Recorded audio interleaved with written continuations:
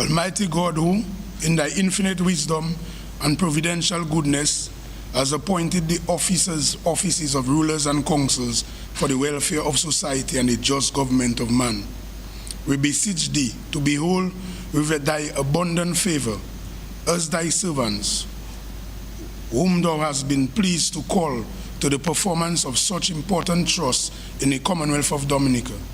Let thy blessing descend upon us here in this Parliament assembled, and grant that we may, as in thy presence, treat and consider all matters that shall come under our deliberation in so just and faithful a manner as to promote thy honor and glory, and to advance the good of those whose interests thou hast committed to our charge, all which we ask in the name and for the sake of our Lord and Savior, Jesus Christ. Amen.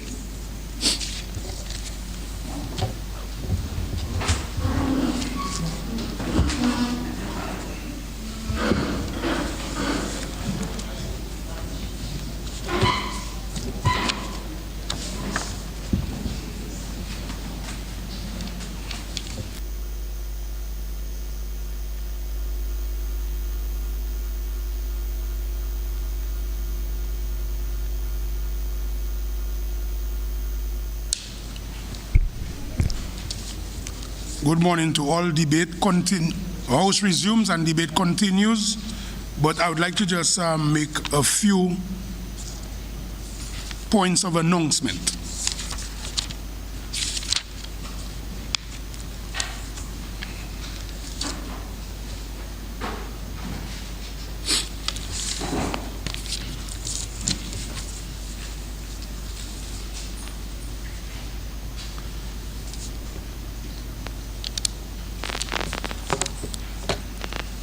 Yesterday we went through an episode and we had a lot of misinformation out there on the media and also on Facebook. But I just wanted to just clarify some matters.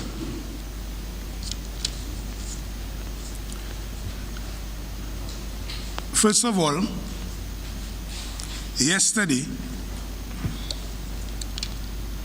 there was a motion before the House.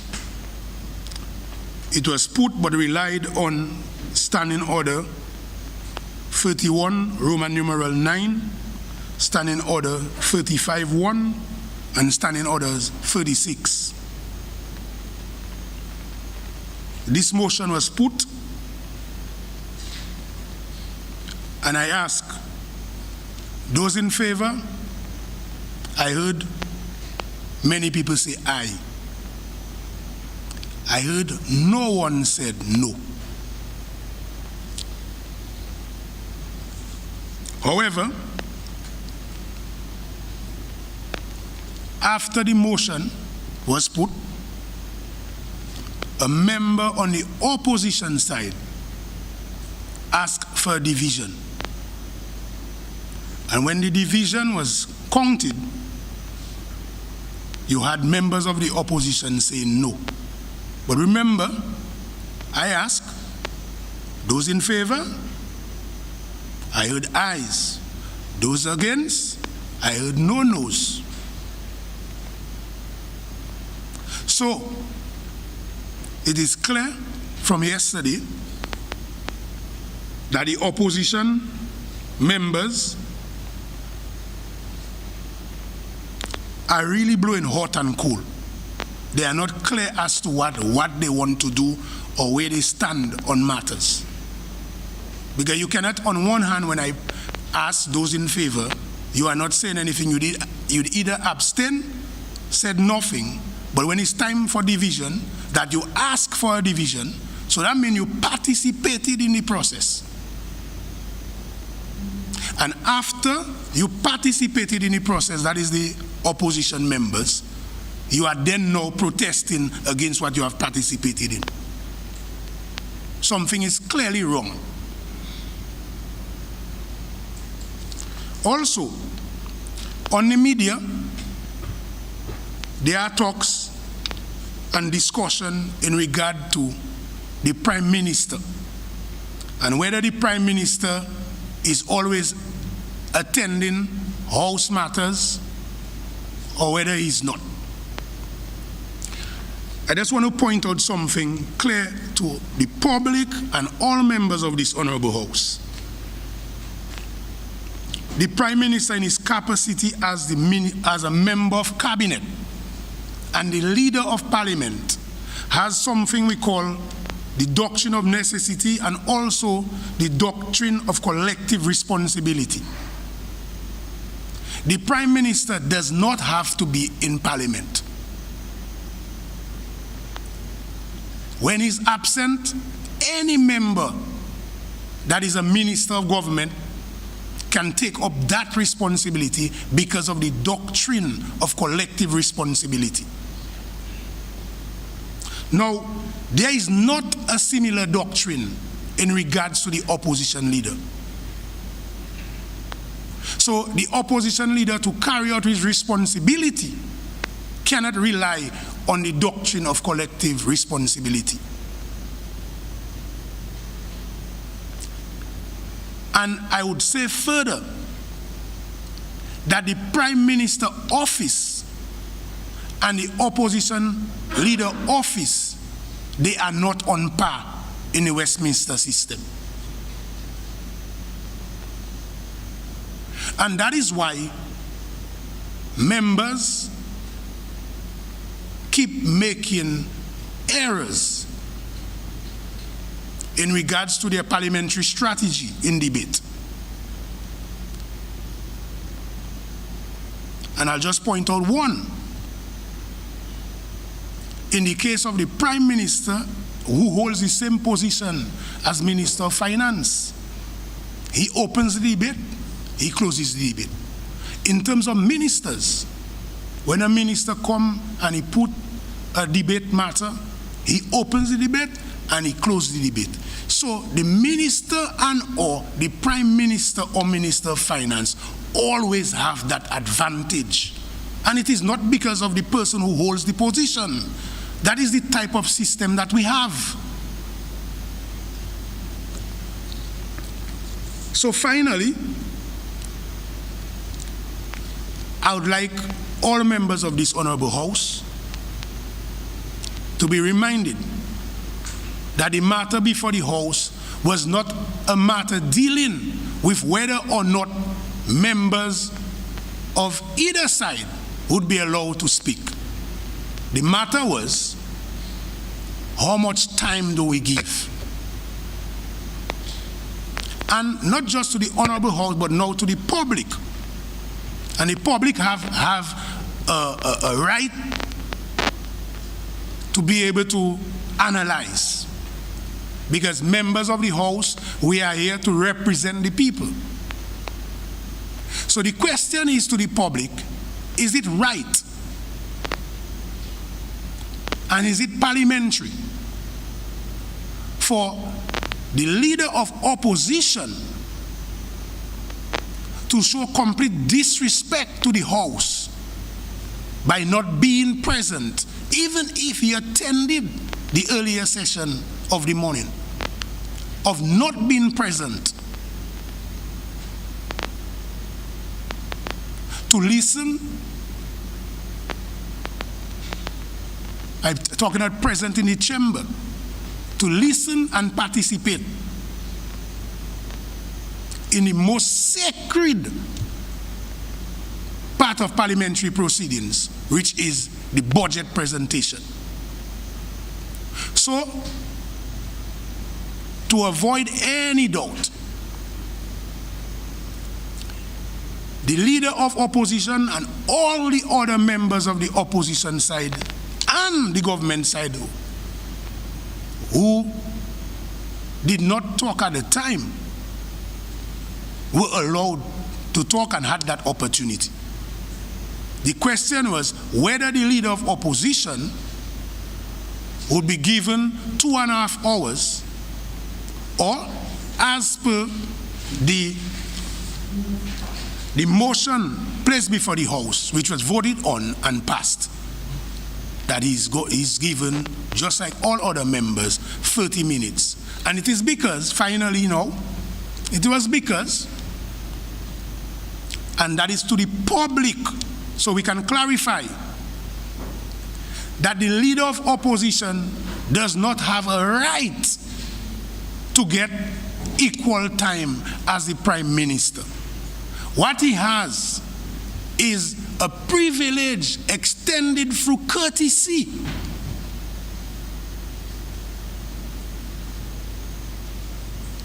But can you extend courtesies when a member is completely disrespecting this honorable house? This is the question.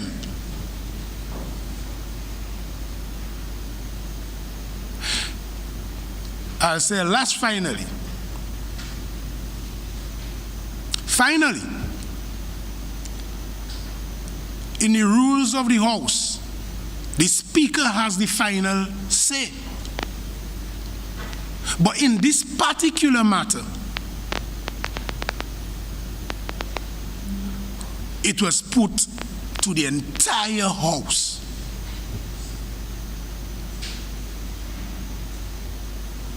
This was not a piece of legislation that had negative impact on the community and society.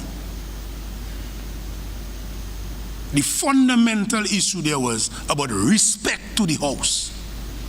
And the House has an obligation and a responsibility to ensure that all members respect the House. Moving forward, honorable members of this House, we have a lot of work to do, especially in regards to the Standing Orders Committee, for us to strengthen the rules as it pertains to the House. We really have a lot of work to do.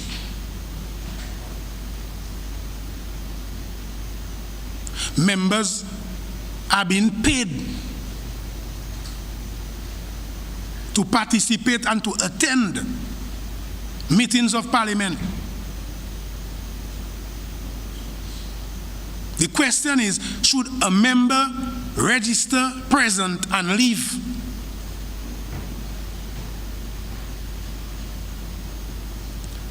As the Speaker of this Honorable House, I will not tolerate any member on any side disrespecting the House. I've sent us a clear signal and message to all members that this will not be tolerated, and will take all action against members, including suspension from the House and taking members to the Privileges Committee. And the public also need to know that the House have authority also through the Privileges Committee after suspension of a member to decide not to pay the member for those breaches.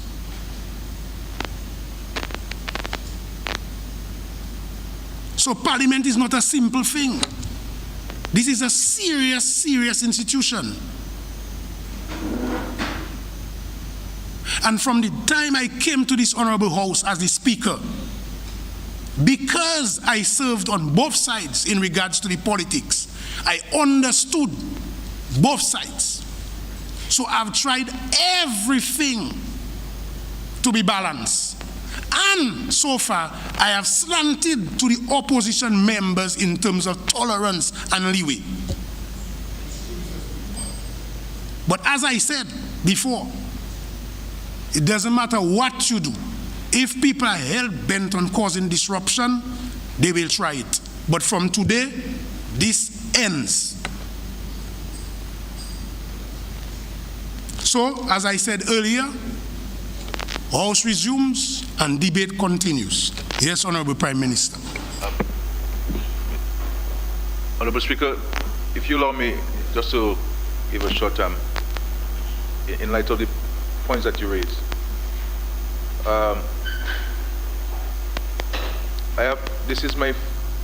This was my 18th budget address, and I've been present for all 18 budget addresses, and I have stood on my feet in all of the cases for more than 2 hours, delivering those 18 speeches individually.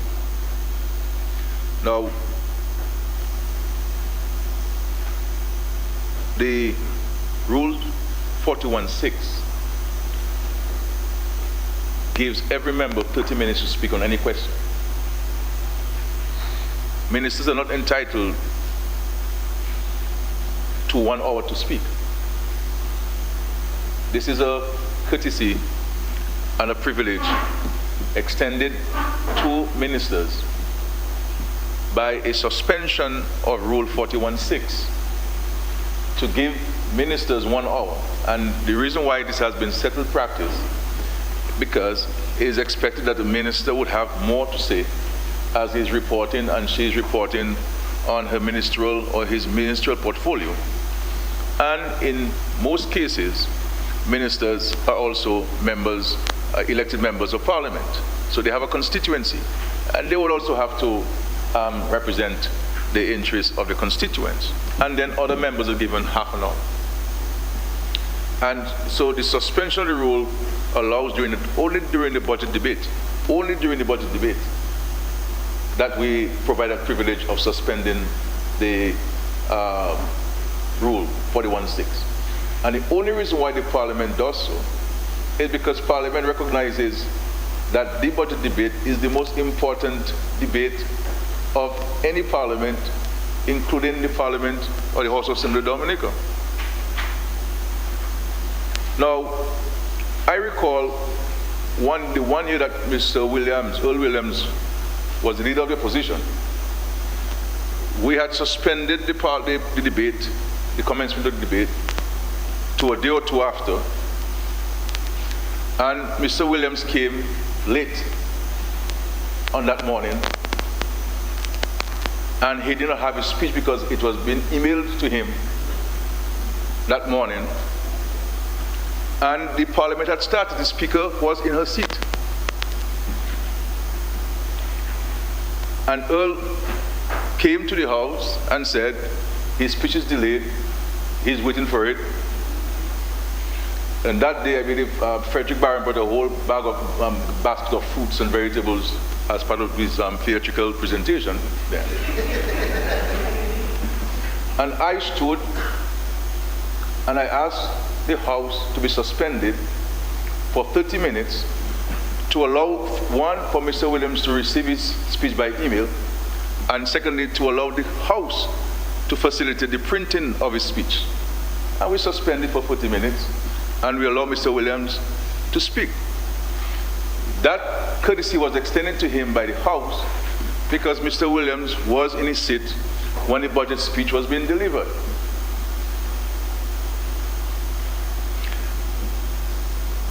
When the rules does not speak to something specifically, we in this parliamentary democracy refer to Erskine May. And Erskine May speaks about settled practice.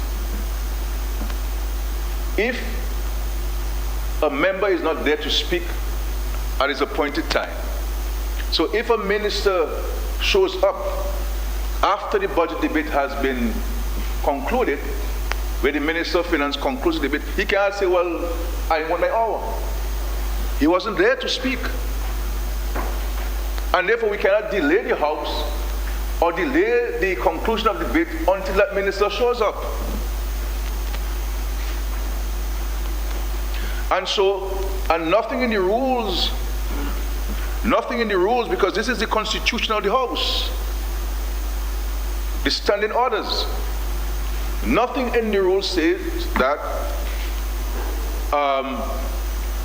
you can wait whenever you want. So, are we saying that if the leader has not showed up after the debate has been concluded, we have to reopen the debate to allow him to present? No. No. And I always tell people, this is not about me. I don't know why to show respect to Roosevelt Security. That I'm the least of the apostles. This is the House. This is the House.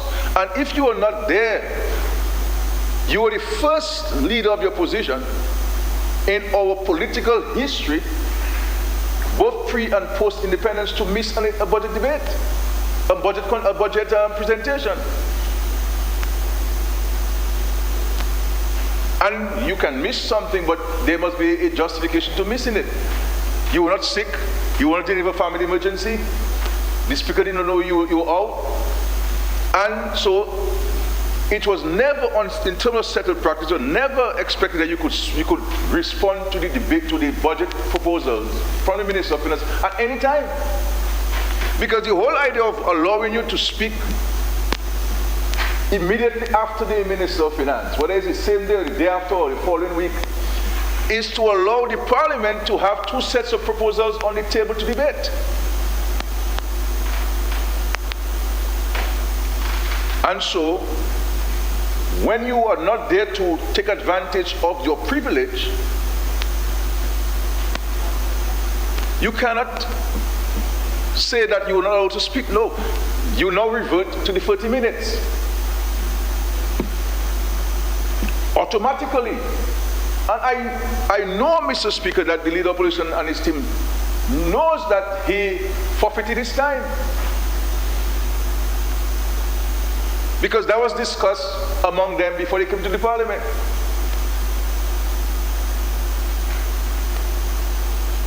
So it is not that the leader of opposition were not allowed to speak. It is simply rule and practice, settled practice in the House, that if you're not there to take advantage of your opportunity, then it is forfeited. It's a simple logic. Simple logic. If I am not there as the Minister of Finance to wind the debate, any minister can stand and conclude the debate on the budget. Because you don't know, I could be bad man and go in Vegas and stay and I don't come to the House.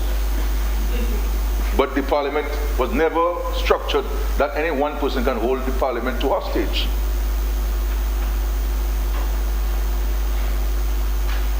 So the Parliament was within its rights to impose that which it imposed. I was not there during the discussion because I was in a meeting with the Minister for Health and senior public officials at the time, dealing with a particular challenge which we have of some cases that were discovered, and we put in the government's response in place to ensure that we can contain the spread of the virus. But my understanding is that a motion was moved, there was, the ayes had it, and a senator on the opposition side asked for a division. The mere fact that you ask for division is that you accept the process. You've accepted the process. And therefore you cannot now say, having come to the conclusion of the process, says that it is foul. You cannot go into my restaurant, order a meal, eat the man meal, tell the server to tell the chef there's a good meal, and then when to come to pay, you say you didn't pay because your belly is not full enough.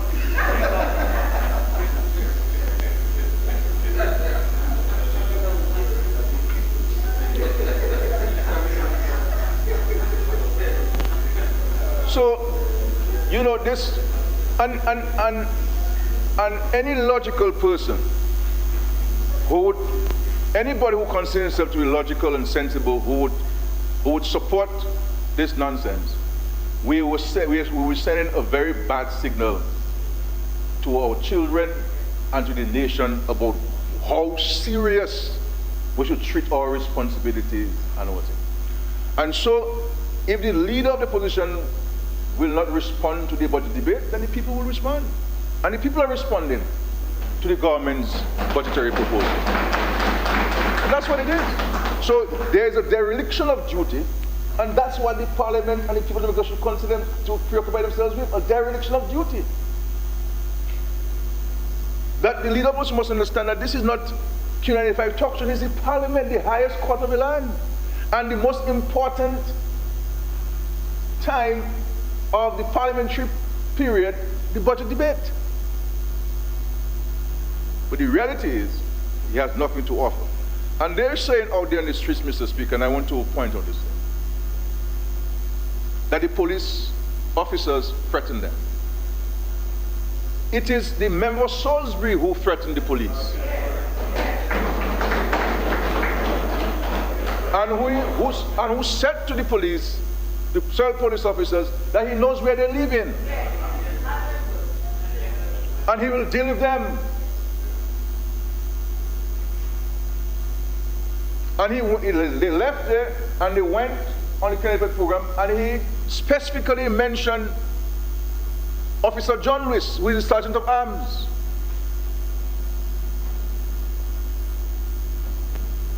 And this is something I believe that the Parliament and the people of Dominica need to condemn. That when a member of Parliament can threaten the Sergeant of Arms and the police officers, then these are the kinds of leaders we want in our country. These are the people who we want to replace the Dominica Labour Party and the members here. That's the caliber of people. So, Mr. Speaker, I don't want to speak on this matter, but you raised it this morning upon a clarification, and I felt that it would be important for me to speak to this issue. But, so there's no right. It is not that he had a right and the right was taken away from him. It's a privilege. And you must be present to take advantage or to benefit from that privilege. Simply put, Mr. Speaker, if you have an activity and the early bird catches the worm, the event starts at 8 o'clock, and you come after the event is over, there are no worms to be caught. You can't catch any worms. So this is really a red herring. This is an attempt to distract the nation from the measures contained in this budget to transform this country and that are benefiting every single sector of the economy and every single group of this economy. But they will not succeed with that attempt to distract this House on this matter. We here, we have the business to do, and people who are being paid to do their work are abandoning their responsibility. And shame on them. Shame on them, Mr. Speaker. That is what the people of Dominica should be calling them. Shame on them for this. So going and cry out there and so on is not going to gain them any sympathy except among themselves. But we have to condemn that behavior and so on. And on the question of, the leader of the opposition did not stay to listen to the Minister of Finance present his budget address because, when I speak in, he is not there and so on. The records will show differently. The records will show that I've always been in the House. The records will also show that I may not have spent all of the time during his presentation. But the records will show that I spent the substantive part of the time when he's presenting. And the records will also show, Mr. Speaker, that from time to time I go out of there even when my colleague ministers are speaking because I have other things to do as well.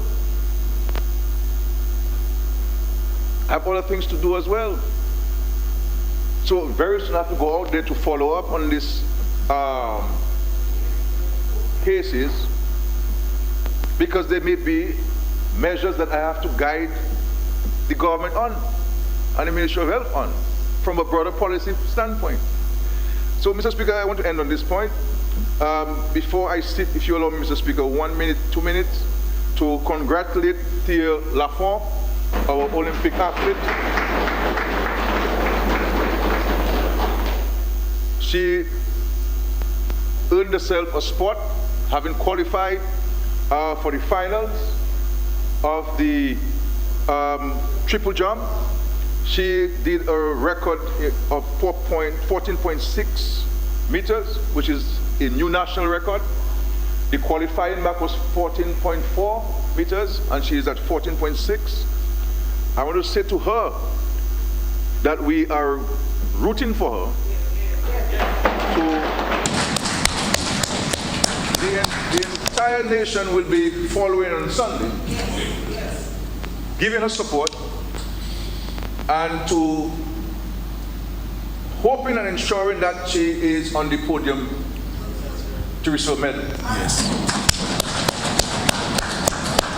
And I will say to her that if she gets a medal, that would be fantastic. If she doesn't get a medal, that is also fantastic.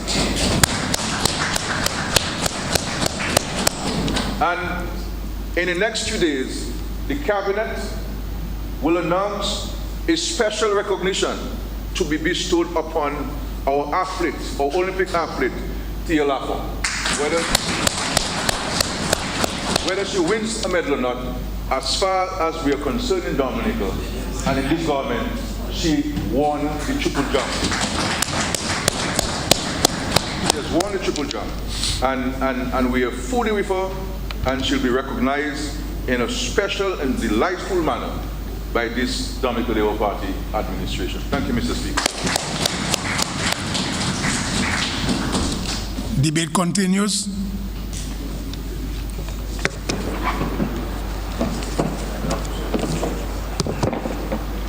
Mr. Speaker, I rise to give my full support to this 2021-2022 budget as presented by the Honorable Prime Minister and Minister for Finance. But first, it is inevitable that I must declare that God has a plan for our beloved Dominica. And Jeremiah chapter 29, verses 11 to 13 explains that perfectly. The prophet wrote, "For I know," and I quote, "For I know the plans I have for you, declares the Lord, plans to prosper you and not to harm you, plans to give you hope and the future. Then you will call on me and come and pray to me, and I will listen to you. You will seek me and find me when you seek me with all your heart." End of quote. When we trust in this plan and seek God with all our hearts, good things will happen. Mr. Speaker, you will remember that just a few weeks ago, we decided to call our nation to 3 days of fasting and praying. God has indeed listened. God has certainly used this government and our visionary leader to fulfill his purpose for this country. Even during this COVID-19 pandemic, God has protected us as a nation. He has protected us through economic, social, and health challenges, and we must be grateful to him. Mr. Speaker, as the minister responsible for caring for the most vulnerable people in our society, I must declare that as a government, we were able to meet the needs of all our beneficiaries, as well as extend assistance to additional individuals affected by the pandemic. I must accentuate that the COVID-19 pandemic did not prevent this government from ensuring that all social protection programs continued, and in some cases, they were even expanded to meet the needs of the most vulnerable amongst us. Mr. Speaker, please permit me to extend my gratitude to the Permanent Secretary of my ministry, Mrs. Sylvanie Burton, and the other staff members.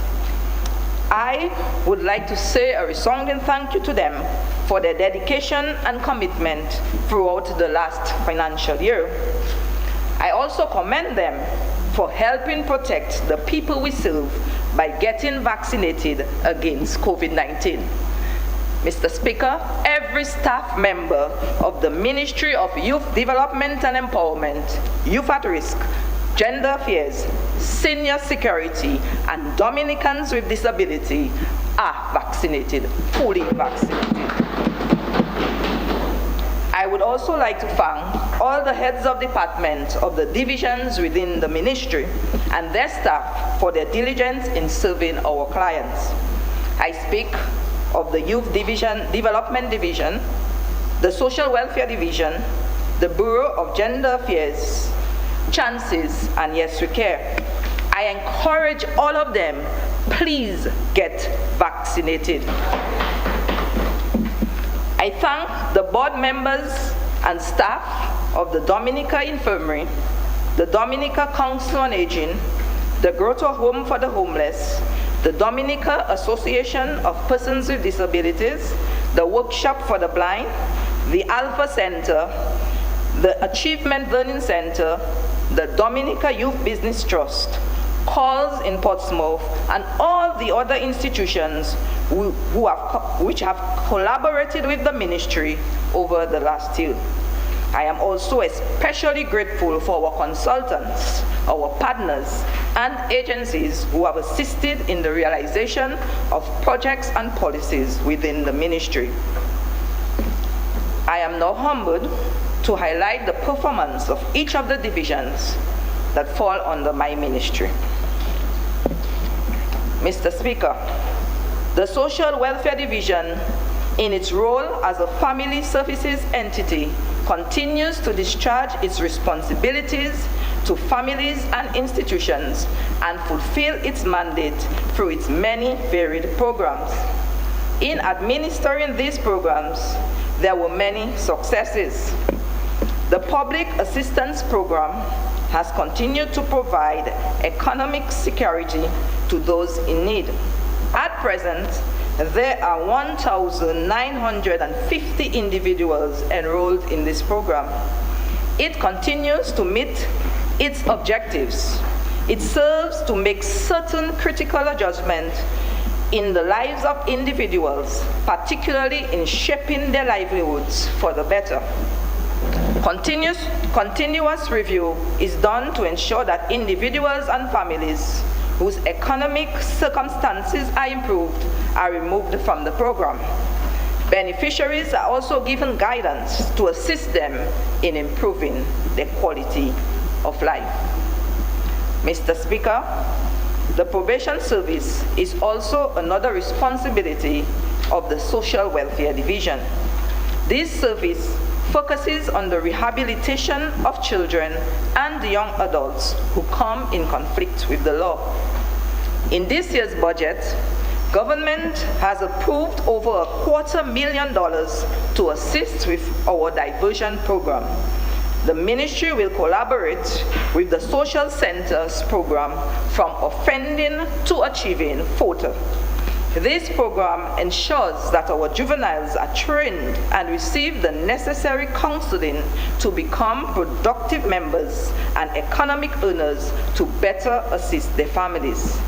Invariably, this spills over into the community. Mr. Speaker, Childcare Services aims to provide a safe environment for children whose families cannot adequately care for them.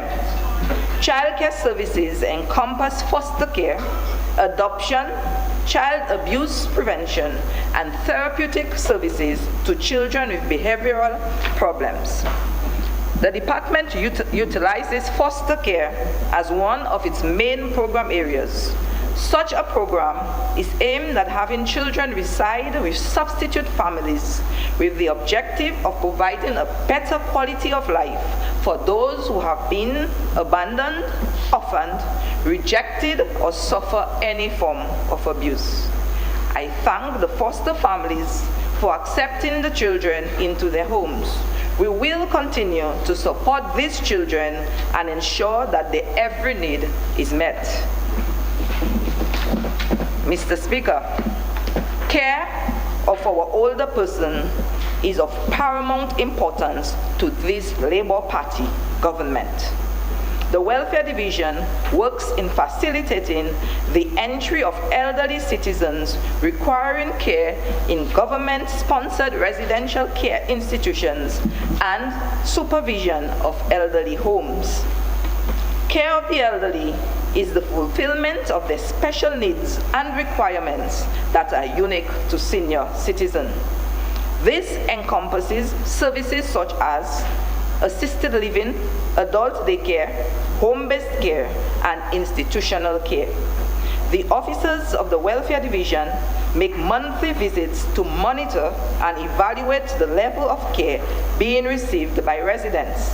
This is geared at ensuring that optimal care is provided to our senior citizens in residential care. Mr. Speaker, a total of 9 institutions are providing institutional care to our seniors, and government gives an annual subvention of a total $1,051,536 to these institutions. In addition to the above-mentioned program areas, the Social Welfare Division also provides migrant services, counseling services, and oversees interagency collaboration. Mr. Speaker, during this financial year, we will look forward to the restructuring of the Social Welfare Division to better respond to present-day realities. These include engagement of specialist officers, including additional counselors, a better coordinated approach with social partners in dealing with child abuse, establishment of a comprehensive database system, establishment of policies and standards in specific program areas, for example, child care and provision. Mr. Speaker, it is said that caring for our seniors is perhaps the greatest responsibility we have. Those who walked before us have given so much and make possible the life that we now enjoy.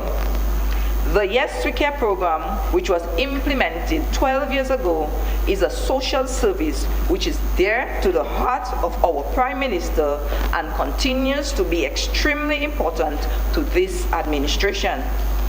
Yes We Care continues to provide quality home care to 160 persons, thus improving their quality of life.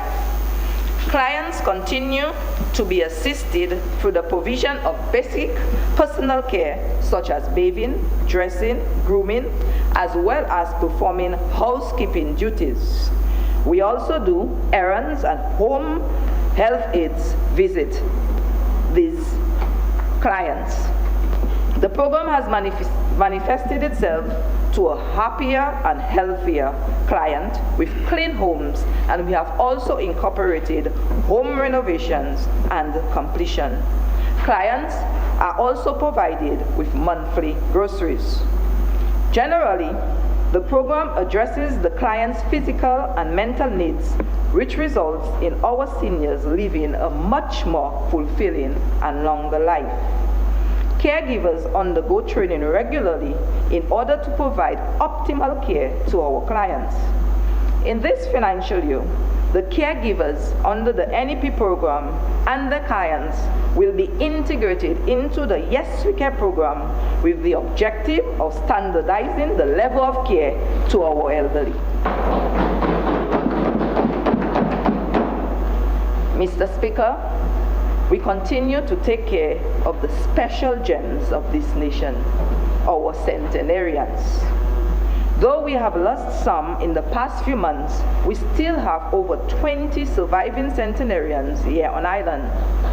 We continue to provide them with a monthly allowance of $500 and, thanks to our partners, free monthly cooking gas, water, and electricity. Mr. Speaker, additionally, the 70-plus non-contributory pension is still effectively accomplishing its objective by giving our citizens a sense of dignity. They boast of being able to use the funds to meet basic needs. Mr. Speaker, as much as we take care of our senior citizens, we also ensure that our young people can be given every opportunity to succeed. Please allow me to pause at this moment to join my voice with that of the Prime Minister in congratulating Ms. Fia Lafon as the Minister of Youth. We We expect great things for her, and I encourage Dominicans to please stay at the television set on Sunday so we can see her make us all very, very proud. Mr. Speaker, the Youth Development Division in the first half of the 2020-2021 fiscal year saw the gradual resumption of major programs. Staff training continued during the last fiscal year in basic and advanced counseling. The youth skills training programs during the year were conducted in collaboration with the Youth Skills for Economic Growth Project, in collaboration with Skills for Youth Employment in the Caribbean, funded by UKAID through the Foreign Commonwealth and Development Office. 179 young persons, 69 males and 110 females, graduated from training modules such as computer literacy, auto body repairs, wood art, hospital arts, building maintenance, and electrical wiring. Job internships were secured for 50 of these trainees during this period. Several trainees have reported being gainfully employed as a result of the skills they acquired. Mr. Speaker, during the last fiscal year, $500,000 was approved under the Public Sector Investment Program for renovation of youth centers. Renovation works were completed on the Grand Bay Youth Enterprise Center and the Grand Bay Youth Center. Renovation works are nearing completion on the Cassibus Youth Enterprise Center, and rehabilitation of the Roseau Youth Center is also ongoing.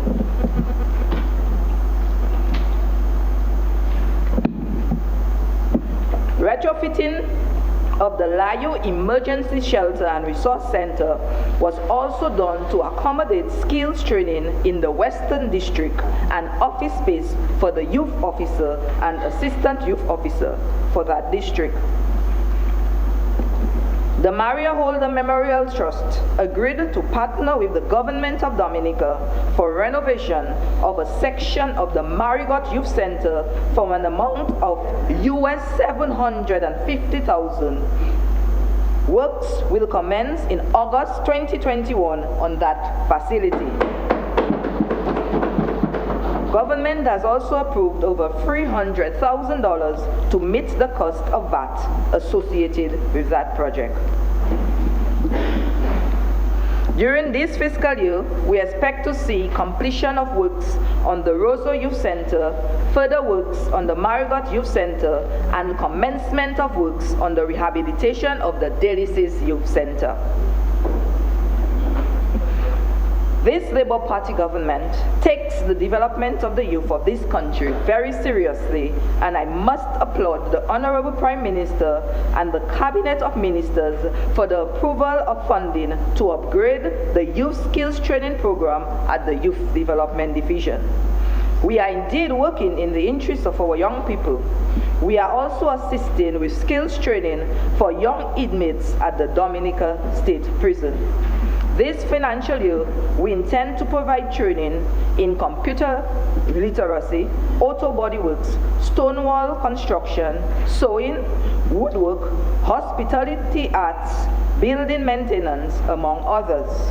We will also provide training at the Dominica State Prison in small engine repair and sewing. Mr. Speaker, another entity under the Youth Development Division is the 4-H Club. This program continues to transform lives of the young people in schools.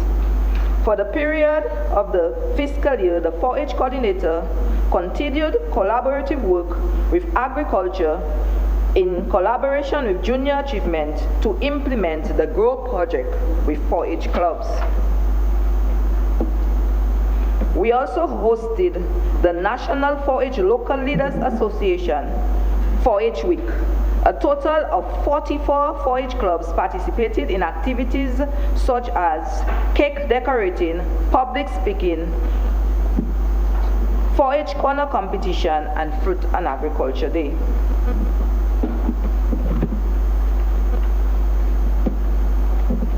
Mr. Speaker, no segment in the society can match the power, idealism, enthusiasm, and courage of our young people.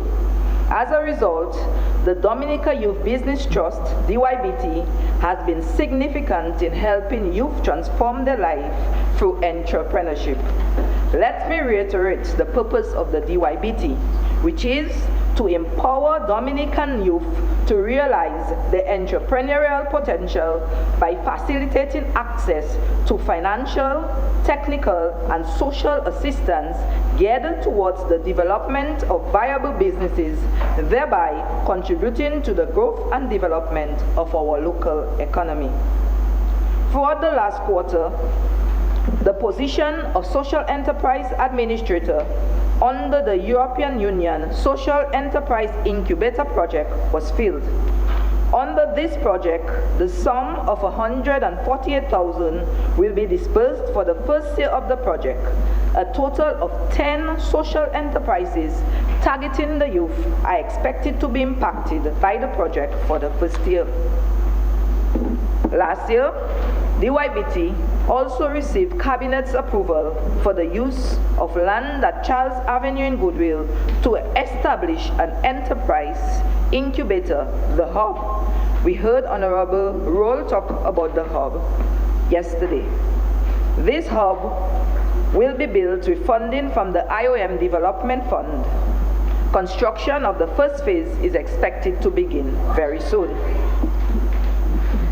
DYBT, in collaboration with IOM, also delivered 2 grants for virtual participation in the OECS Sustainable Development Movement Summit 2020 under the theme Create, Invest, Deliver, Scale. The summit was held in September 2020. The grantees were Judy Robin and Joel Noel. DYBT also secured funding of $139,850 from the Caribbean Development Bank for its agro-processing project. The project is being implemented by the OECS Commission. The first workshop of the OECS DYBT agro-processing project, Good Manufacturing Practice, was held via Zoom in April 2021. 33 persons participated. Mr. Speaker, my government is cognizant of the challenges faced by our young individuals when planning to build their own homes or purchase land. In last year's budget, the government set aside an amount of $1.5 million to support persons aged 40 or under whose annual income is less than $100,000 in the process of building their home or purchasing a house or land for the first time. This support was provided in the form of grant vouchers of a maximum of $10,000 per home for the purchase of building materials, payment of labor or construction costs, property transfer fees in relation to the purchase of a home or land, and insurance premium cost. Mr. Speaker, this program began on October 1st, 2020. An oversight committee to oversee the implementation was appointed by the Cabinet. I am happy and elated today to report that 124 young persons have been approved to date. Of these, 66 females and 58 males. This signifies that 83% of the program's target has been achieved thus far. I am especially happy for the 14 individuals from the Kalinago territory who also got approval. So far, we have disbursed over $1.2 million to approved beneficiaries. Mr. Speaker, over the last few weeks, we have received an increased number of applications. This program has certainly encouraged many young people to think about owning their homes. Furthermore, it has heightened the request for property and land transfer. This is why in this year's budget, $1 million is being provided for the extension of the housing grant. This, together with the extension of the reduced property transfer fees for another year, will surely empower our youth. An empowered youth is an economic asset.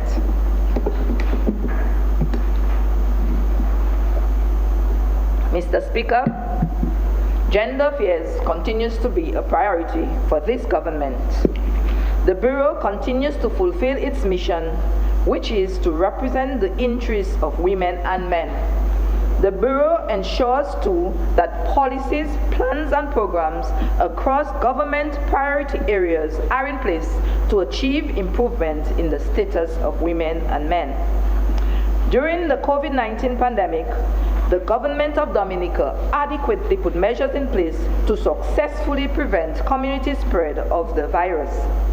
Considering the expected negative socio-economic impact on vulnerable families, the ministry, via the Bureau, had to clearly craft its response to mitigate and respond to the impact of that pandemic on our target population.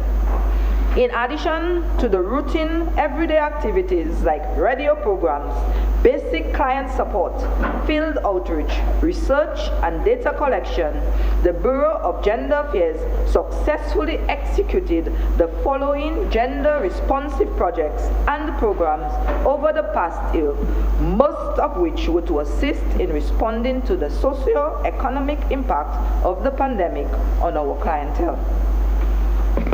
The ministry, via the Bureau, was able to craft a proposal under the Regional Engender Project to respond to gender-based violence.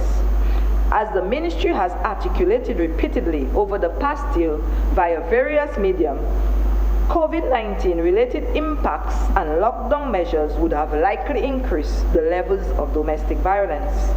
The ministry was therefore proactive by increasing support services for domestic violence survivors under this program. Specific achievements were increased aware-raising activities for gender-based violence. 270 families received support for safe housing and care packages for vulnerable individuals and families.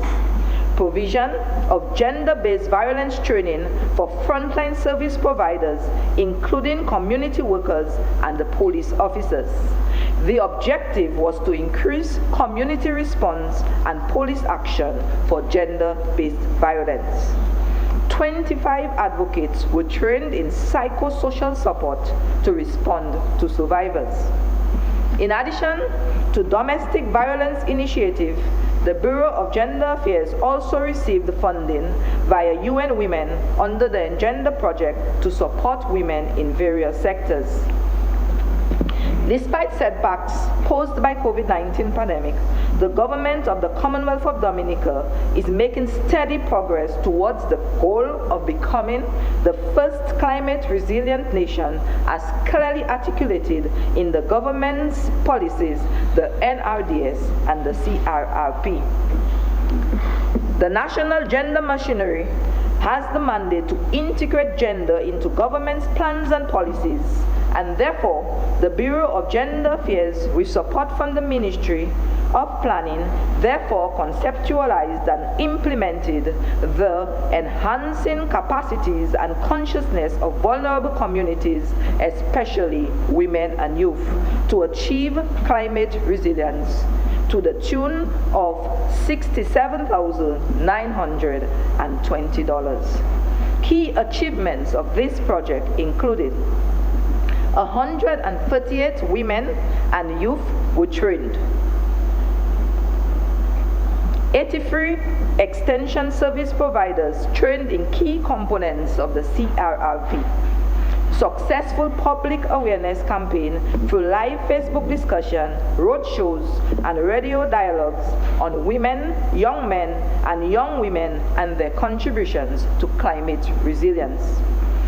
A CRRP sculpture will soon be erected in Roseau as a visual representation of government's goal to become a climate resilient nation by 2030. Mr. Speaker, the Bureau of Gender Affairs will continue to fulfill its mandate and in some cases go beyond. The Bureau will continue to develop projects around priority areas, including social protection, wealth creation, poverty reduction, and gender equality and equity. One of the key projects confirmed thus far is a 18,000 project entitled Strengthening Gender Mainstreaming Capacity for a Climate Resilient Dominica. This project is funded by UNDP and is aimed at strengthening the CRRP executors' capacity to mainstream gender into CRRP targets pursued by the government of Dominica to be achieved by 2030. As the Minister responsible for gender affairs, I will continue to ensure that the national gender machinery is adequately resourced to meet the gender-specific needs of the populations over government's priority sectors. 30 minutes left.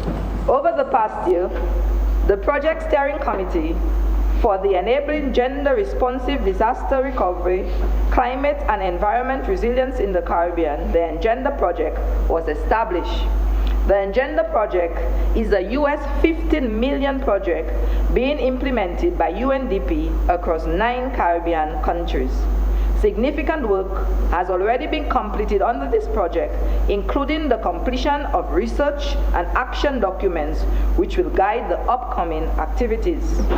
Over the next year, several gender-responsive climate resilient projects will be implemented. We were able to secure $20,000 for this financial year to launch a pilot safe housing program for survivors of domestic violence in extreme situations. This is directly in line with the NRDS strategy to reduce the multidimensional effects of poverty in housing, education and care, and foster long-term self-reliance. The NRDS proposes further development to service delivery to victims of gender-based violence. This pilot program will assist in ensuring that survivors in extreme situations can move on to become fully functioning persons in their communities. Over the next budget cycle, the Bureau of Gender Affairs will prioritize the following. We will continue to resource mobilization efforts to secure support for vulnerable populations, including men and women. We will continue to engage and involve our men in the Bureau's programming. We will continue to strengthen support services for survivors of the gender-based violence. We will continue advocacy and public outreach on key gender issues.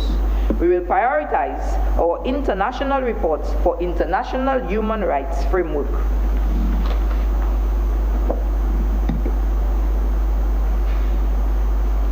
Mr. Speaker, the Ministry continues to partner with regional and international NGOs to assist our clientele.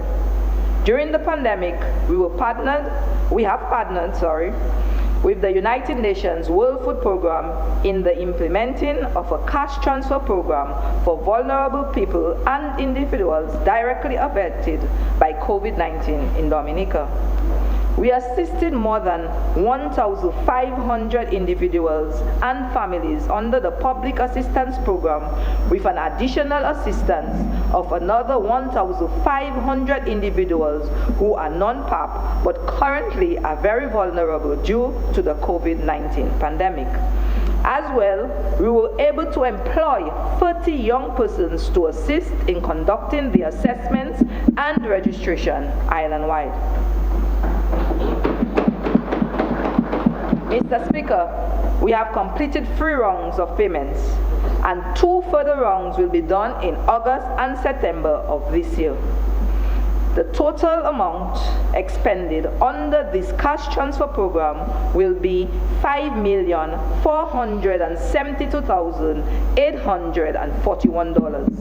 This is cash in the pockets of the most vulnerable amongst us.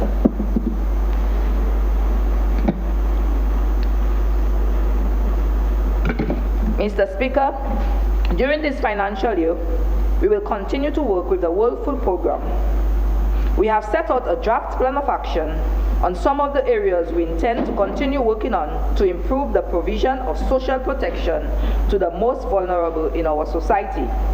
This action plan focuses on assisting with government thrust in building a climate-resilient Dominica. Mr. Speaker, the government of Dominica and 4 other OECS member states have for the past 4 years been engaged in the Juvenile Justice Reform Project, JJRP. This is administered by the OECS Commission and USAID and aims to strengthen existing juvenile justice systems by way of reform measures applied both nationally and sub-regionally.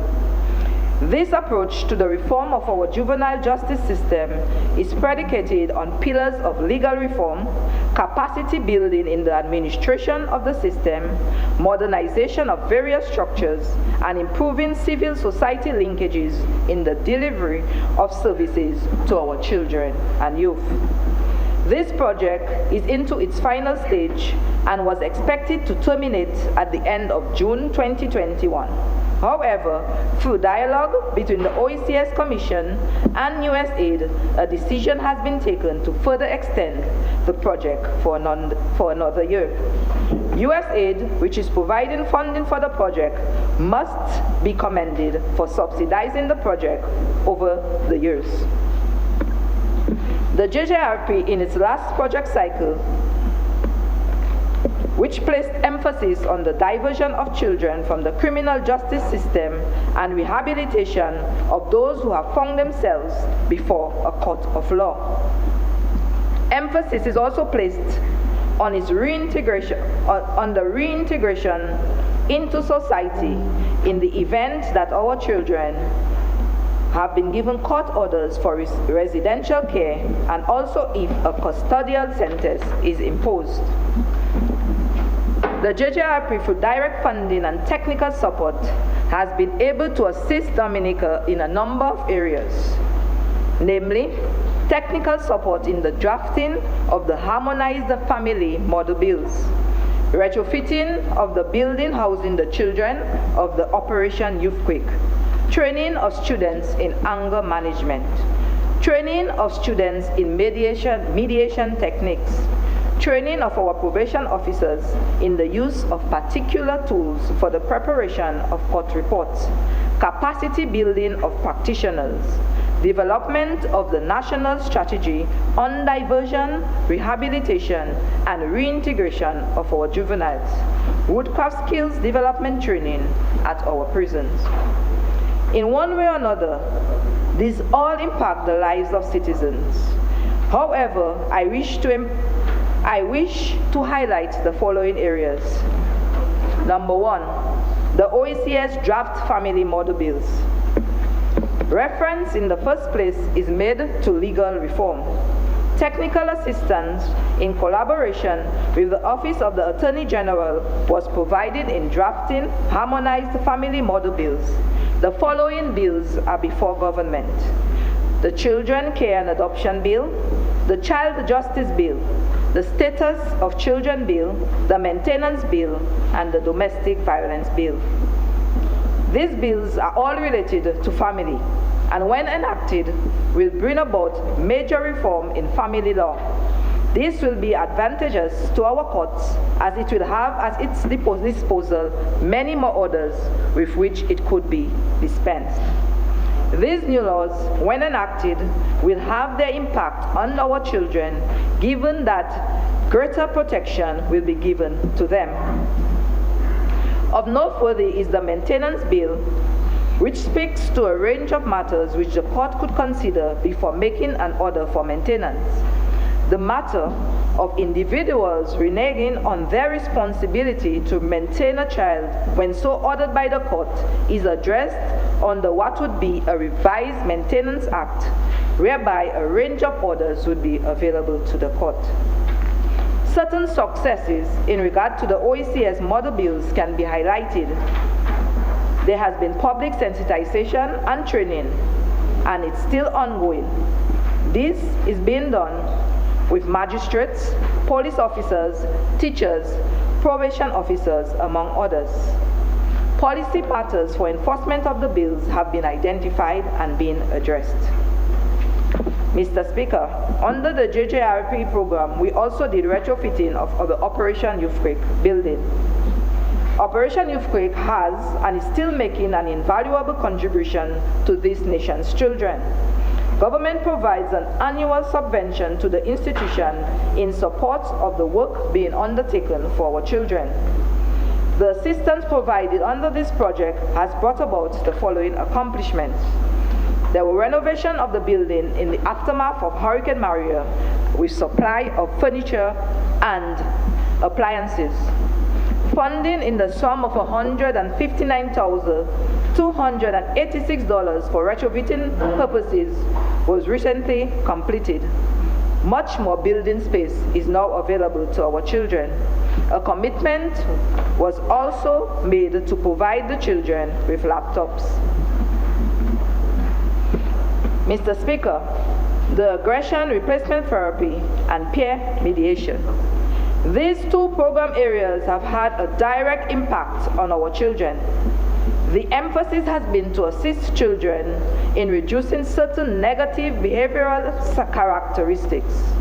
Funding was provided to conduct training for selected students at 4 secondary schools in anger management. This was undertaken by facilitators from the Ministry of Education. A cohort of 50 students have been trained, and there is evidence of improvement in managing anger. Trained facilitators are also in place to continue with this program. On peer mediation, the JJRP assisted with funding for the training of students geared at empowering their students with requisite skills to serve as mediators in resolving conflicts among peers. Again, officials of the Ministry of Education conducted the training with 60 students from 4 secondary schools. It is interesting to note that the peer mediation model adopted by Dominica was highly commended by the JJRP as it is the first in the region.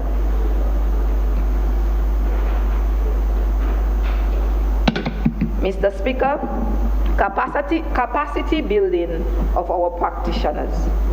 This project has placed strong emphasis on training to equip practitioners with the necessary skill set and competencies to perform their duties.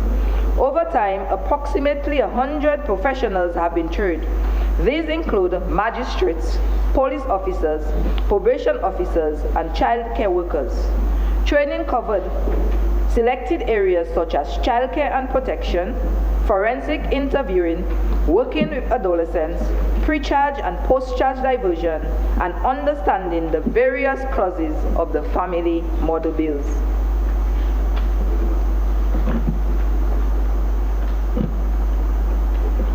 Mr. Speaker, we continue to emphasize that Chances is more than a home, it's a family. Chances is a government-owned residential home providing residential care and emergency accommodation for our children and young people in need of care and protection. We celebrated our 10th anniversary on the 13th of April 2021. There is a current in-house total of 23 residents. To date, 219 children, young persons have taken up residence at Chances. When opportunities arise for the adoption of residents, the same is facilitated through the Social Welfare Division. Chances continues to ensure that residents are given the best opportunities to bright futures and stability. It is operational round the clock, offers a number of services to include children and young persons assessments and counseling. It aims to provide a caring and nurturing and loving environment in order that our children maximize their full potential. Each year, new avenues are sought to enhance the life of its residents and to make a more meaningful contribution to our nation's vulnerable youth. Chances prides itself with the adoption of the holistic approach of caring for its residents, considering that each child is unique and that each child has had a different experience and needs an individual approach and treatment plan. We ensure that programs employed are designed to benefit both residents and staff to further enhance their development. New training opportunities will be available for staff in the new financial year in the following areas: dealing with the adolescent, childcare and nutrition, time management, communication, effective caregiving, effects of abuse on child. Residents will also be trained in counseling sessions, education and academic program to assist children in their schoolwork, health program where children are taken to preliminary health checks and are also given dental and health assessments. In-house activities to teach the children responsibilities. During the summer, we have outdoor activities, post-placement visits for up to 6 months after placement to ensure that placements are functional and the children are well cared for. Residents also engage in the creation and upkeep of a backyard garden, which has been very productive. We continue to receive donations from various individuals in different ways, and we are very grateful for the consideration given to our less fortunate. We appreciate whatever contributions are made towards the best interest and well-being of the residents at Chances. Mr. Speaker, I must say the welfare of our Dominicans with disabilities is of paramount importance to this Labour Party government. Government, through the Basic Needs Trust Fund program, has provided an amount of $929,398.49 for the construction of the ground and first floor extension to the existing DAPD structure. This project is near completion. This year's budget provides for an increase of $100 of the minimum disability allowance at the Dominica Social Security. Also, as we enhance our city, special attention will be given to making it accessible to persons with physical and sensory disabilities. Mr. Speaker, in October 2012, the government of Dominica became a states party to the United Nations Convention on the Rights of Persons with Disabilities. In this fiscal year, government will appoint a National Commission on the Rights of Persons with Disability. Its composition will include representatives from the disability community, the private sector, the public sector, and NGOs. This commission will provide guidance and advice on policies, programs, activities, and other matters related to the needs, opportunities, aspirations, and potential of our persons with disabilities in keeping with the provisions of the Convention. A focal point will be established within the ministry to assist with the coordination of activities. It is my ministry's intent to ensure enjoyment of all human rights by all Dominicans with disabilities. I am aptly reminded, Mr. Speaker, that the tree which falls in the forest is vital to its ecosystem. Even the broken among us are vital to our holistic thriving. Mr. Speaker, as member of Parliament for the St. Joseph Constituency, it is with the utmost humility that I stand here in this honorable house to represent my people. The people of Bells, Meru, Layu, and St. Joseph have continued to show their love and support. For this, I am eternally grateful. As we build dynamic Dominica, no one can be left behind.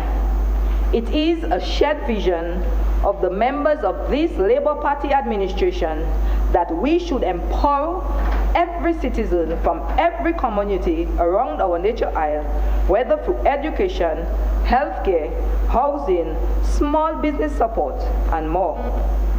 Over the past year, constituents of the St. Joseph constituency have benefited from all safety net programs offered by this administration. This includes, but not limited to, school uniforms and textbooks for our students. Students also benefited from laptops. We also benefited from school transfer grants, school transportation, free tuition and transportation allowance to attend the Dominica State College, the Yes We Care program, the NEP, public assistance, cash transfer grant, compassionate allowances.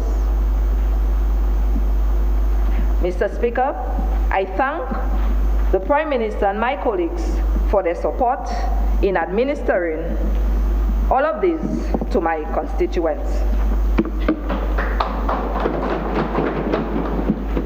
Mr. Speaker, farming remains the main source of income throughout all the communities of the St. Joseph constituency. All our farmers are encouraged to use best practices. I must commend the Bells Farmers Cooperative for all the work they have done to enhance their produce.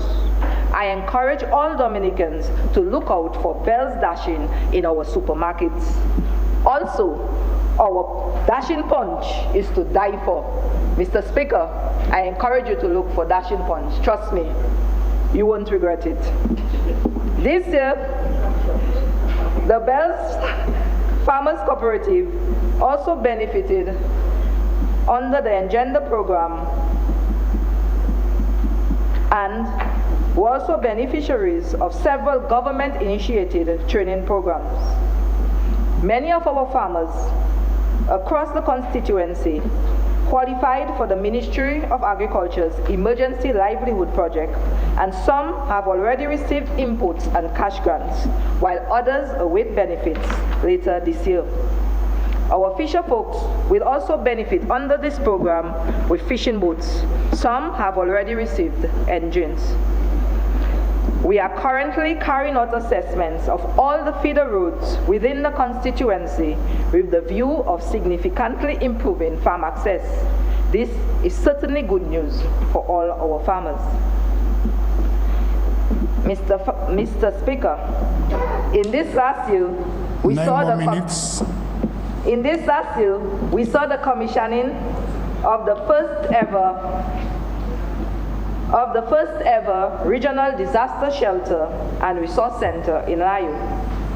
This facility has not only given a sense of reassurance to residents in the area that there is a safe shelter in the event of a disaster, but it has become a place of training for so many young people.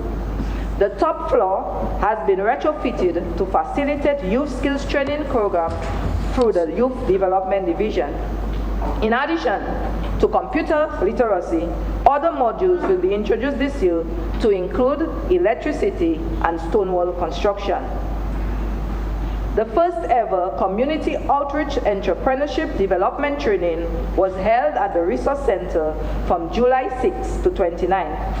This was facilitated by the Dominica Youth Business Trust in partnership with Sky and UK Aid. Young entrepreneurs and aspiring entrepreneurs from the Western District were targeted as beneficiaries of this training. Over 40 young persons completed the training successfully, many of them from St. Joseph and Layo. Participants were trained in key areas such as steps to setting up a small business, costing and pricing, business branding, record keeping, and marketing. This training will be duplicated in the Northeastern District. Mr. Speaker, sports is very important to the people of St. Joseph. Recently, we saw the formation of our St. Joseph Football Club and our St. Joseph Sports Committee. This has certainly increased interest in sports by many of our young men. This is why the lighting of the playing field was welcomed by all constituents, and it has given the football team the opportunity to extend their time for practice. I wish to say thank you to the Dominica Lottery Commission for the funding of this important project. Mr. Speaker, we were also able to improve access to the basketball court, and improvement works on the court will continue in this fiscal year. Mr. Speaker, housing remains a huge priority for the people of Bells, Miro, Layo, and St. Joseph. and even Layu Park and Sultan. In a few weeks, housing repairs will begin in each of these communities. We will also continue building houses throughout the constituency. The intention is to build resilient housing as we seek to improve our housing stock. Mr. Speaker, my constituency boasts of the Mirror Beach and the Spani Falls. Both tourist sites have become very popular in recent times. The model for community tourism is clearly the Mirror Beach. Enhancement of both sites have been undertaken by the Ministry of Tourism. In this fiscal year, work will continue on the Mirror Beach with the addition of tiki huts and renovation of the tourism facility. The tourism facilities in Layu are also being renovated. Mr. Speaker, this year we will see the implementation of several major projects in the St. Joseph constituency. Work has already begun on the Hillsborough East Bridge and will cost approximately $9 million. 5 more minutes.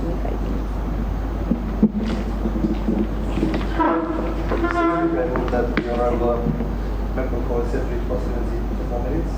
How many? 10 more minutes. Seconded, Mr. Speaker. It has been moved and seconded that the Honorable Minister King be given an additional 10 minutes. Those in favor? Those against? The ayes have it. Honorable Minister, you are given an additional 10 minutes. Thank you, Mr. Speaker. Mr. Speaker, like I was saying, work has already commenced on the Hillsborough East Bridge. This bridge, which was destroyed by Hurricane Maria, has been done for some time. And as you know, it facilitates transit from north to south and south to north of the island. This project will cost approximately $9 million and will be expected to be completed in 6 months. It is expected to create local employment. And to complement this, in just a few weeks, residents will see the commencement of works on the construction of the Layu Valley Road. That is from the Hillsborough Bridge to the York Valley Bridge. Note that I said construction. There will be a complete realignment from the original road to ensure that the road passes the furthest from the river as possible. Several retaining walls will be erected where necessary. The intention is to create resilience of the road. Consultations have been ongoing with landowners, and government will acquire land to facilitate the best alignment possible for this road. This road, when completed, will greatly benefit farmers and residents of the Layu Valley area, and it will also increase the productivity of our farmers in this area. This road, Mr. Speaker, will also facilitate the transit of people to our new international airport. In so doing, it will also enhance the tourism product of the area. Last night, Honorable Paul talked about Shoulder Pool. In Layu, we have Glow Show. Mr. Speaker, it doesn't need any translation. That's the name of the area, Glow Show. It is a warm part of the Layu River. Mr. Speaker, we'll also see rehabilitation of the portion of road from the York Valley Bridge to the Warner Junction in Sultan before the end of this fiscal year. Mr. Speaker, we have upgraded 2 bridges in the wet area at Bells, and they have just been completed. Work will also continue on the Glogombe Road in Bells. Several retaining walls have been erected, and the resurfacing of the road will continue. I wish to thank the people of Bells for their patience and support. Mr. Speaker, St. Joseph has been the center of the St. Joseph Health District, but access to services can be met with challenges because of the present location of the health center. Furthermore, over the years, the building has deteriorated significantly despite repairs and maintenance. This building houses the only dental clinic and the main pharmacy of the health district. In keeping with government's policy of building resilient structures to withstand disasters, a brand new Type 3 health and wellness center will be built in the community of St. Joseph. When built, we will be able to cater to the entire St. Joseph Health District with new services such as specialist clinic. Mr. Speaker, in recent years, this government has trained many Dominicans in different medical specialties. It is therefore keeping that we have enough specialists now that we can send some out from the Dominica Chinese Friendship Hospital. So when this building is built in St. Joseph, specialty clinics will be one of the highlights for our people on the West Coast. It is also my hope, Mr. Speaker, that this new center will be used to promote a healthy lifestyle through educational programs. Mr. Speaker, as I end, let me remind everyone that we are building dynamic Dominica, and this is clearly evident in this year's budget presentation. It is comforting to all Dominicans knowing that despite challenges brought about by natural disasters, health crises, and unforeseen circumstances, they have chosen a productive and innovative team of men and women led by our Honorable Prime Minister Roosevelt Skerrit to govern this country. We are a blessed nation, and with continued prayers and unwavering faith in God, we will surely prosper. With these words, I want to reiterate that I fully support this year's budget.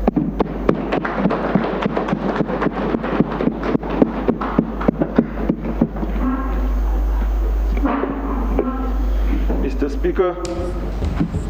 Yes, Honorable Palrep, you can remove the mask to present, but after we present, we should wear the mask, you know? Yeah. Yes. I rise to give my support to this year's budget as presented by the Prime Minister of Dominica, Honorable Roosevelt Skerrit.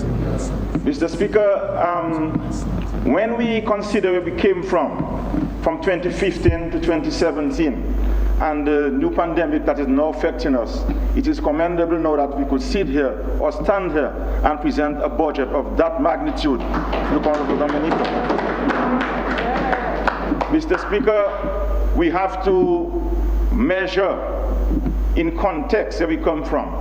We came from Tropical Storm Erica, and we moved 2 years as we were making a little progress. Here came Maria, and when we thought we were on our way to recovery fully, the coronavirus came. And the coronavirus, incidentally, was not localized. It was a worldwide pandemic, so we could not have received help as we could have initially from the two hurricanes, in terms of the coronavirus. And the world economy, even big economies, the so-called first world countries, are struggling.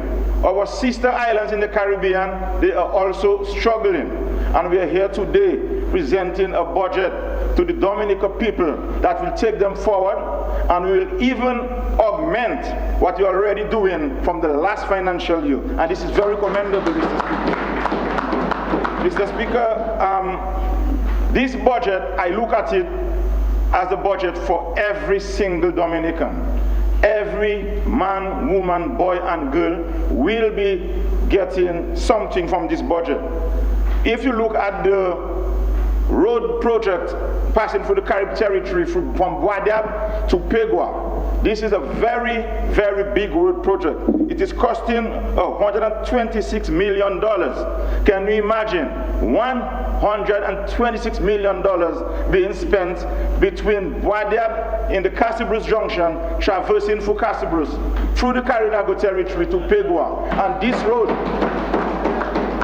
this road is a road that I know very well.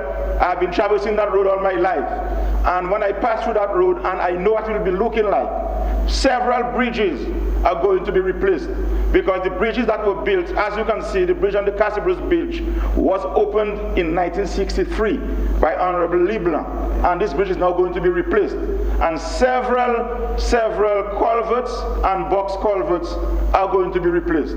And when this road is built, we know that we are going to be traversing this area and traveling on a road of safety, and the smooth ride will be everybody's pleasure, Mr. Speaker.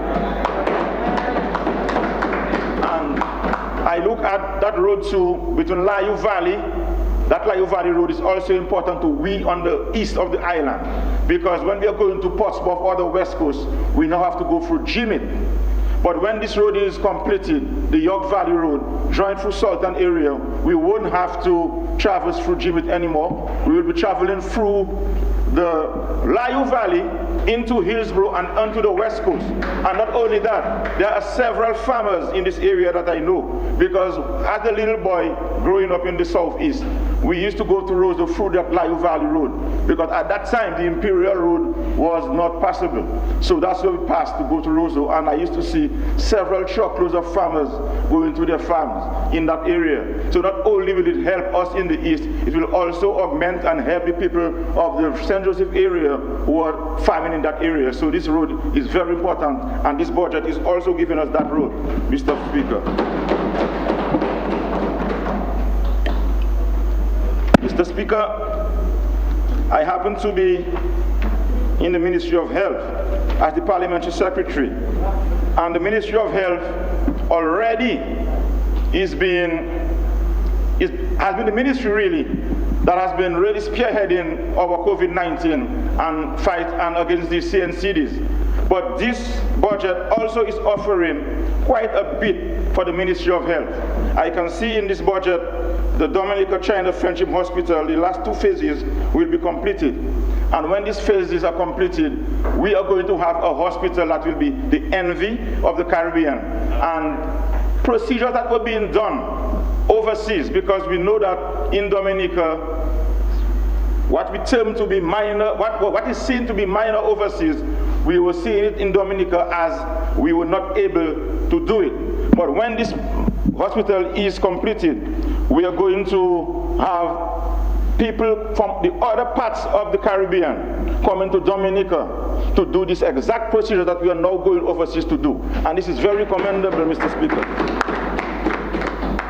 Mr. Speaker, the primary healthcare system in Dominica is indeed one of the best primary healthcare systems in the world, if not the best. But I can say it's the best in the Caribbean.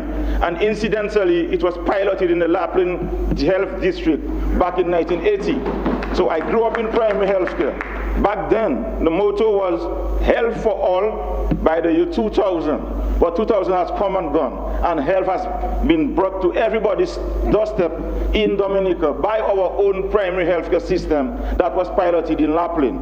And the Dominica Labour Party government is putting serious emphasis into the primary healthcare system to make it a better system, because as we know, something started in 1980. In this day and age, there are few areas that we must put together to make it move with the times. And the Dominica Labour Party is right on track with that, Mr. Speaker.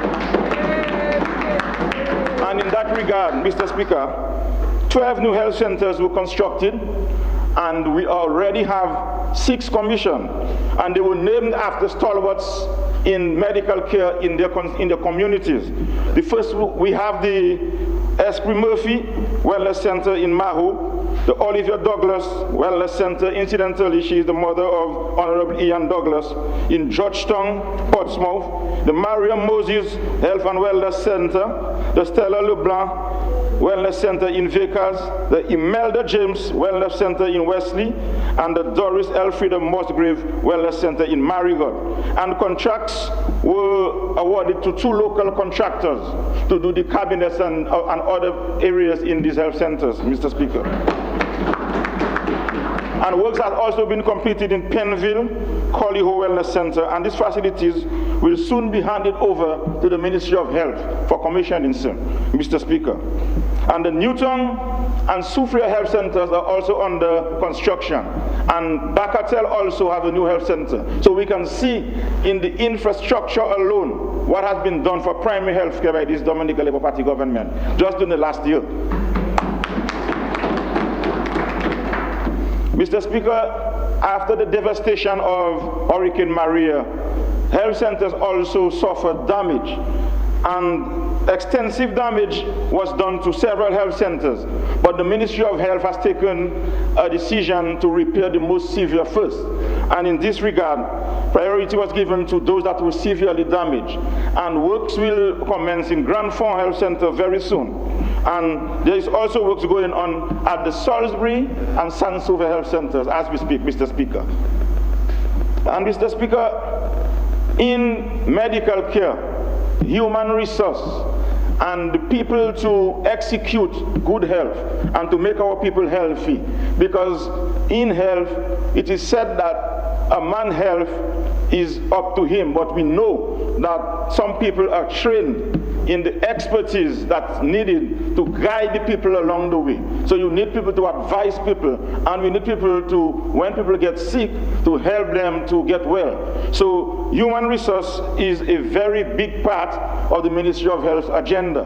And as a result, Mr. Speaker, staff training has been ongoing. But because of the fact that they had to be trained overseas, and our relationship with the People's Republic of China and the Republic of Cuba, they assisted us. And 4 specialist consultants in the areas of oncology, cardiology, urology, ophthalmology were sent to Dominica, Mr. Speaker, from these countries. And these specialists provided guidance and supervision to medical officers who have completed specialization in cardiology, urology, and oncology. These are local people, and these people, the Cubans stayed in Dominica and the Chinese, so they could initiate them and they could have the interns help guide them along, and then when they get the feel of the work, they could have leave, and that was done, Mr. Speaker. Mr. Speaker, there are several medical officers who have completed training and specialized in fields of ENT, ear, nose, and throat specialists, neonatology, this for infants, urology for the men, oncology, cancer, and endocrinology, that's for the endocrine system. So, and these people are local people who were trained, and they are back here in Dominica now, and they're being engaged and employed. Mr. Speaker, we have also granted contractual employment to 8 medical interns recently. These are Dominican doctors who went to train, and they are now doing their internship at the Dominica-China Friendship Hospital. And this government of the Dominica Labour Party, led by our Prime Minister, is taking the medical system very seriously, because we know a healthy nation will eventually become a wealthy nation. Mr. Speaker, we had with us in Dominica the Cuban Medical Brigade, and the collaborators continues, and this came in July. We had 24 Cuban collaborators joining the previous group in Dominica. And this includes nurses, doctors with specialty training areas in intensive care, accident and emergency, anesthesia, midwifery, as well as trained areas of pharmacy, laboratory, biomedical, radiographer trained in MRIs. So we have a specialist trained in MRI right here in Dominica who can do that for us. So very soon, no longer will we have to send people overseas to do that procedure.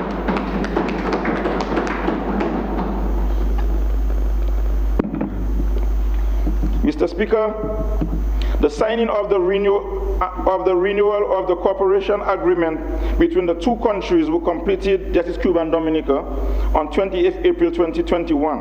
And this will allow the ministry to continue receiving staff in various specialties of employment and staff for this country, sir. Mr. Speaker, in the near future, we expect to receive 7 family practitioners and this will be assigned to the health district and will work alongside the local medical officers, Mr. Speaker.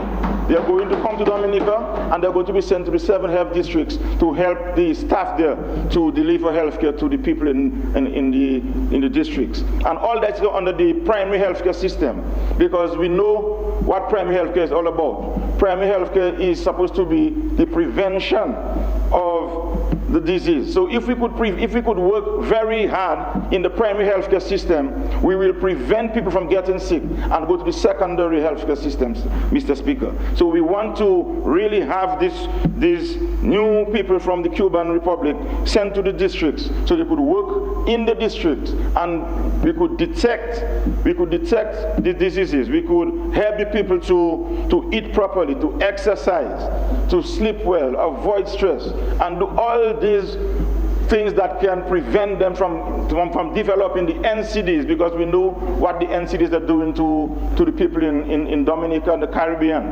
And it's no secret that we have a battle with the coronavirus, but we also have a titanic struggle too with the NCDs that are affecting us. And Mr. Speaker, in boosting the number of healthcare providers in the various districts, we strive to improve the delivery of adequate and timely healthcare in the primary healthcare system. And in this regard, 17 community health aides completed training on April 25th, 2021, and they all have since been employed in the system. And these community health aides are what we call our foot soldiers. These are the people who go out to the communities. They go out to the homes. They talk to the people. They look at the back to see if they have any backyard gardening. They encourage them to have backyard gardening. They encourage them to take their medication on time, because the elderly sometimes they mix the medication. These people look at it and they tell them what to do, because you find sometimes the elderly live alone. And these are the people who go out and make sure that what is done at the health center is continued at home. And this family health is very important. 6 registered nurses received training in intensive care. Support was provided in collaboration with the University of the West Indies School of Nursing, and this was sponsored by PAHO and the World Health Organization Mr. Speaker. And in midwifery too, Mr. Speaker. These nurses have acquired competencies to function in care setting at higher level, ICU, to contribute to the scaling of available human resource to respond in a timely manner to the people that come to the intensive care. And the Dominica China Friendship Hospital, Mr. Speaker, never had an intensive care unit before Dominica Labour Party came in power. We all know that. So it is fitting that we send our people who work there out to get training on a constant basis so they could be on par with the rest of the world. And our intensive care unit was set up, as we know, by our Honorable Prime Minister who saw it fit at the time. Mr. Speaker, the ministry has engaged several officers on contractual engagement, as well as in the establishment areas of nursing, laboratory, health education, medicine, and pharmacy, and more significantly, in the areas that focused on COVID-19. Mr. Speaker, COVID-19, as we know, has affected the primary healthcare system significantly. 15 more minutes. 15 more minutes. However, Speaker. Yes. Mr. Speaker, I move that the honourable member be given an additional 10 minutes to complete his presentation. 10. Second, Mr. Speaker. It has been moved and seconded that the Honorable Kent Edwards be given an additional 10 minutes. Those in favor? Aye. Those against? The ayes have it. Mr. Speaker, you are given an additional 10 minutes. Yes, sir. Yes. Mr. Speaker. COVID-19 response plan was implemented by the Primary Health Unit. Preparation and submission of screening protocol for the reopening of borders, as well as continuous review, was done as required. A district disaster plan was also reviewed with the health districts in each area. In the primary healthcare system, every health district have a disaster plan, and they meet every year prior to the hurricane season to review that disaster plan, and whenever a disaster is called, it is activated. So that was done, Mr. Speaker.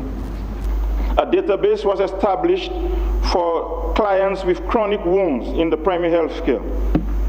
Pre-travel PCR testing was implemented at the Roseau Health Center for persons living in the country.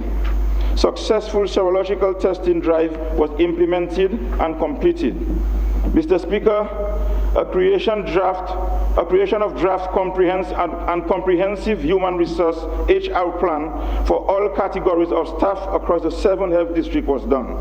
A NEPO health subcommittee in collaboration with Office of Disaster Management meeting, re-volcanic eruption and awareness was done.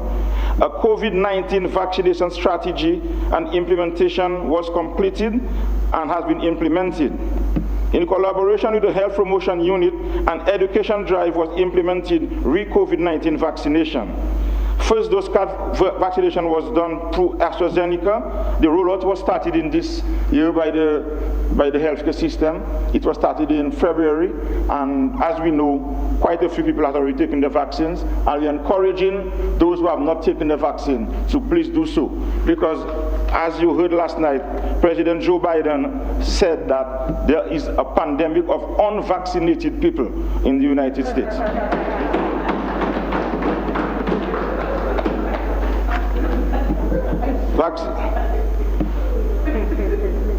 Health promotion. The programs and activities achieved are as follows. They collaborated with the Ministry of Education to implement a school nutrition policy. The observance of Caribbean Wellness Day was done in a yoga session virtually.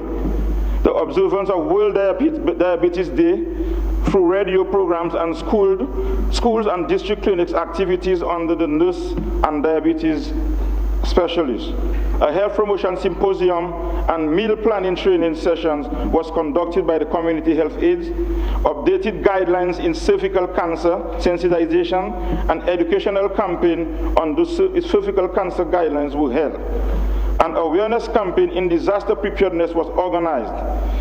The development and execution of a comprehensive risk communication plan for COVID-19 pandemic was done. And they also developed and are executing the hotline, the health promotion unit for this pandemic. Smart healthcare facilities were continued. The healthcare facilities have been smarted. It means that these healthcare facilities, when smarted, they can be used in spite of a hurricane. For example, the Lapid Health Center was the first health center that was smarted. It means that there is a reduction in downtime after a hurricane because the lighting system has been changed. They have been fitted with solar power, a new water, a standby water system, a generator. So in case there is a natural disaster, the downtime that is being seen by the healthcare facility will be greatly reduced, so we can continue to operate hours after a disaster. Mr. Speaker, the best part of the program, in my opinion, Mr. Speaker, is that each country will receive $13.3 million for the upgrade of healthcare facilities, Mr. Speaker. Mr. Speaker, there was also a memorandum of understanding between the World Pediatric Project and the Ministry of Health. This World Pediatric Project is a project where children that are terminally ill, that are ill with certain conditions, can access surgery overseas. And this program has helped people that I know personally.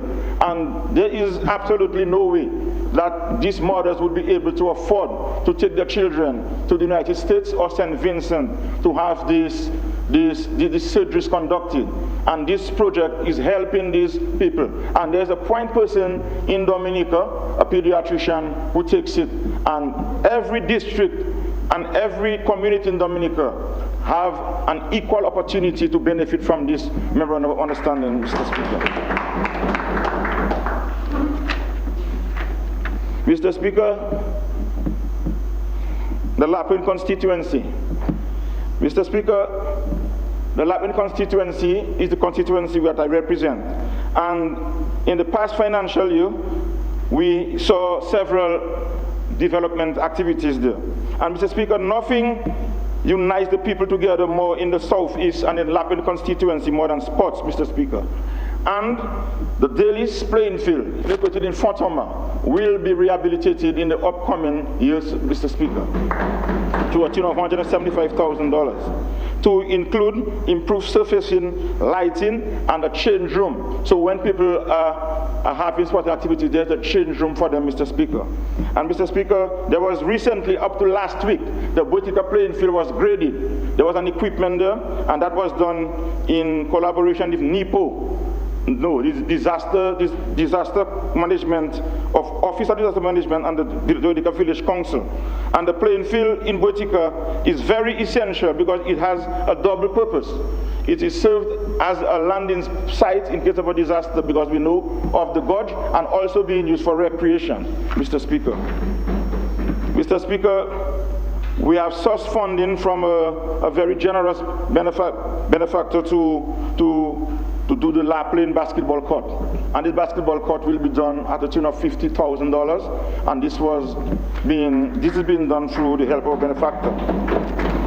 And we are also, the Lapland playing field, it will be lighted, and the surface will be done, and the pavilion area that was destroyed by Hurricane Maria will be reinstated, Mr. Speaker.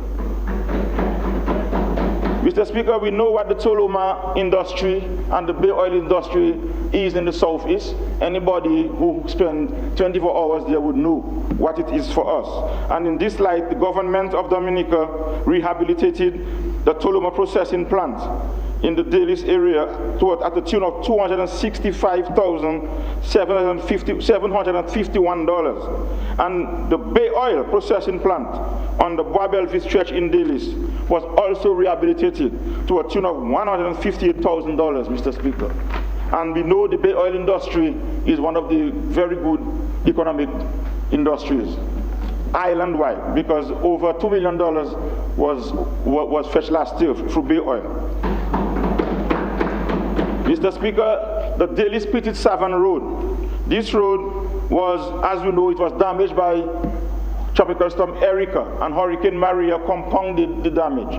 A site visit was done there. The Prime Minister and members of Cabinet went there. And $200,000 has already been spent there in clearing up the road. But there are other edge failures, and another $1 million will be spent on the Daly's Petit Savannah Road, because the Daly's Petit Savannah Road is a very important link road for everybody on the southeast. First of all, for economic reasons, and secondly, the distance to Roseau. Thirdly, in case there is a failure on the Rosalie side, we could use that area as an alternate.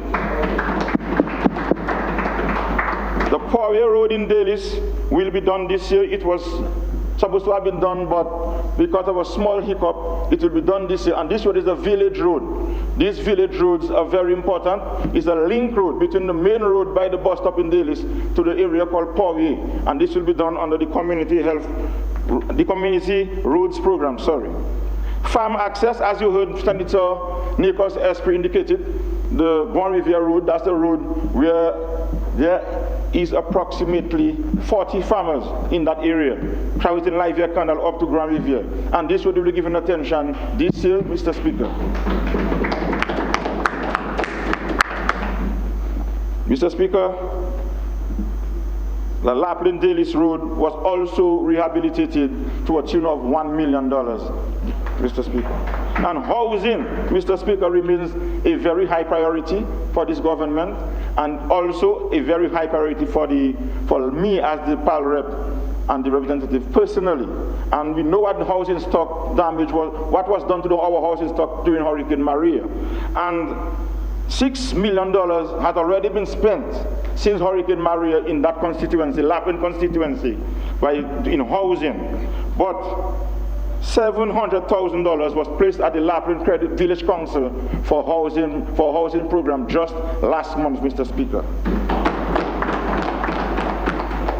and $300,000 was put at the Dominica Village Council to continue the housing program in the Lapland constituency. So I'm very happy, and the people with houses that were damaged and needing repairs and needing houses, that is very, very, very, very, very important to them, and that is in addition to the 130 apartments that we were given keys to last year, Mr. Speaker. Mr. Speaker, the Daly's Primary School is now being rehabilitated at a cost of $1.86 million, and this was donated by the Canadian government. We're thankful for that, Mr. Speaker. And the Lapland schoolyard was fenced, Mr. Speaker. And whilst I'm on that, let me recognize Mr. Craig Larond, a young man from Daly's who graduated with honors in the United States earlier on this year, and Ms. Janelle Gist, and the two young people who were sent to study by this government, and they both graduated with honors, Mr. Speaker.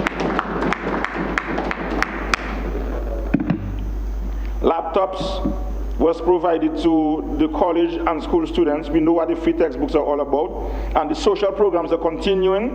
The NEP in Lapland pays $42,000 monthly to interns in Lapland and $25,000 in Daly's. And Dominica, another $10,000 is being paid every month to NEP interns in this constituency, Mr. Speaker.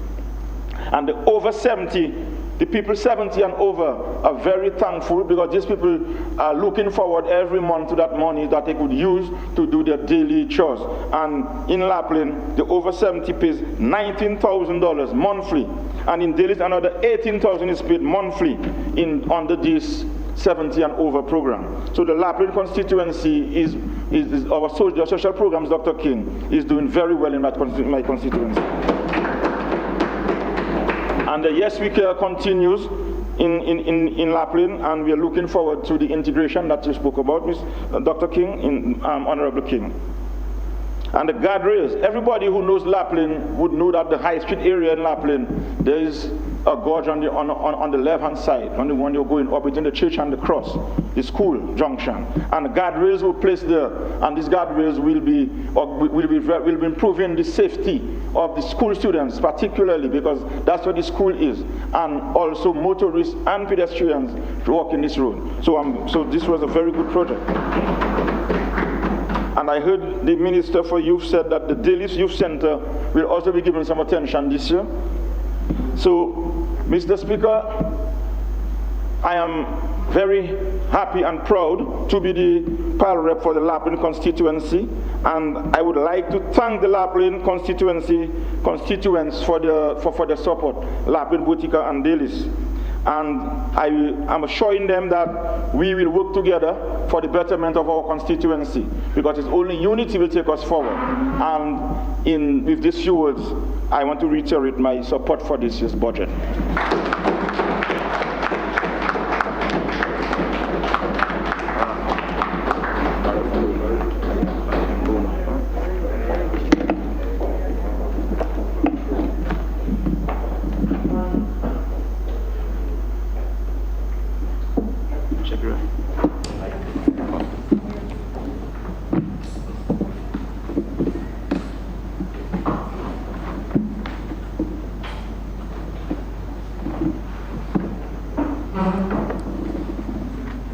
Yes, Honorable Hippolyte, I recognize you.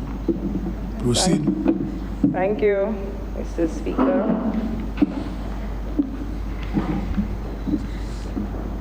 Mr. Speaker, I rise to give my full support to the 2021-2022 budget as presented by our Honorable Prime Minister, Honorable Roosevelt Skerrit.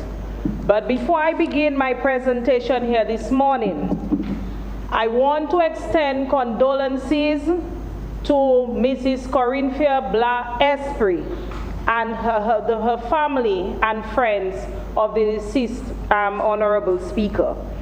Mrs. Blas Esprit was a stalwart of the Dominica Labour Party.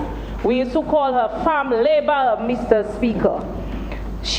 And recently we held a candlelight vigil for Corinthia Blas Esprit, and the turnout there was tremendous, and that shows that the contribution that she made to Dominica and Dominicans on a whole. So I want to tell the family of Mrs. Esprit that we are there with them and we are there for them, and the Dominica Labour Party government will support them in every step of the way. Mr. Speaker, I want to bid special greetings to the constituents of the Roseau South constituency, and to bid greetings to our listening and viewing public and the mass media. As I said last financial year, and I shall now restate, Mr. Speaker, the budget which I have a reason to support is being debated within an extraordinary global environment which the modernized world had never once experienced. The new normal is indeed a global abnormality which poses significant challenges for small island developing states and others, yet it opens the door to creative thinking and new opportunities. Mr. Speaker, I looked on yesterday to what happened in the House, and the Hollywood stunt that the opposition gang sought to pull in this legislature is a testimonial of their inability to come to terms with the reality of the advancement of dynamic Dominica. Dominica, Mr. Speaker, through the progressive measures contained in the budgetary provisions presented by our Honorable Prime Minister. Mr. Speaker, you played football, and I consider that an own goal in a championship finals, resounding in a sound and embarrassing defeat. The opposition party, which is now becoming a degenerated pressure group, sought to divert the Dominican people from the salient measures contained in this budget. They had no answer to it, Mr. Speaker. Mr. Speaker, I listened very well to the Minister of Trade, Honorable Ian Douglas, yesterday when he sought to give us the historical facts and to let the Dominican people know where we were and why we are doing what we are doing today. I heard the member for Salisbury said, oh, that was 20 years ago, Mr. Speaker. But we are still paying for the economic sins of the United Workers' Party. Mr. Speaker, those of us who think it is an easy task must be reminded that the Dominica experiences have been quite challenging and continuous. To fully grasp the currency of now, we must seek to remind ourselves of the historical. We had to confront the 4.5 years of the UWP economic hurricane. In the process, austerity measures had to be introduced to bring a semblance of normality to our economy. We lost 2 prime ministers, and if this wasn't enough, Mr. Speaker, the global economic downturn. The trough of December 24th, Christmas Eve, followed by Tropical Storm Erica, continuous topographical constraints, then horrible Maria, and now COVID-19 pandemic. Those amongst us who close their moral eyes to these events, Mr. Speaker, a special kind of karma awaits them. That is what our DLP government and Dominicans had to be subjected to. We didn't bury our hands in the sand. We chose not to surrender, but to confront these Herculean challenges and defy all economic indicators and bounce back in record time. The job, however, Mr. Speaker, is far from complete. Resilient and dynamic Dominica is being rebuilt. Mr. Speaker, a major hurdle in our sacred quest to fulfill this development is being traversed through the commencement of the work of the international airport. Mr. Speaker, the same way the dam bridge was built in Marigot is the same way we are building the dam airport in Wesley. You can't, your context there, it's unparliamentary to say the damn airport. So you have to withdraw. Withdraw, Mr. Speaker. Yes. But the dam bridge is correct, I feel. Those who saw this as a mere pipe dream or hopeful project can now see it as a modern day reality, bringing hope and deepened pride to all our people. Your DLP government, under the God-sent leadership of the star of the Caribbean, Dr. the Honorable Roosevelt Skerrit, is building this facility. Millions of state-raised financial resources, Dominica's money, are being invested towards this facility. The hand of God shall crush any force that is directed at stopping this airport.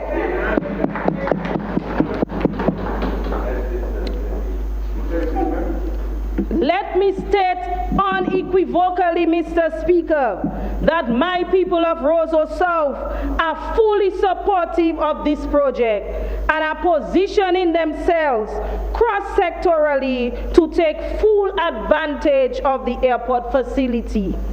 All of Dominica stands to benefit. The hotel and tourism industry stands to benefit. Our horticulture and agriculture industry stands to benefit.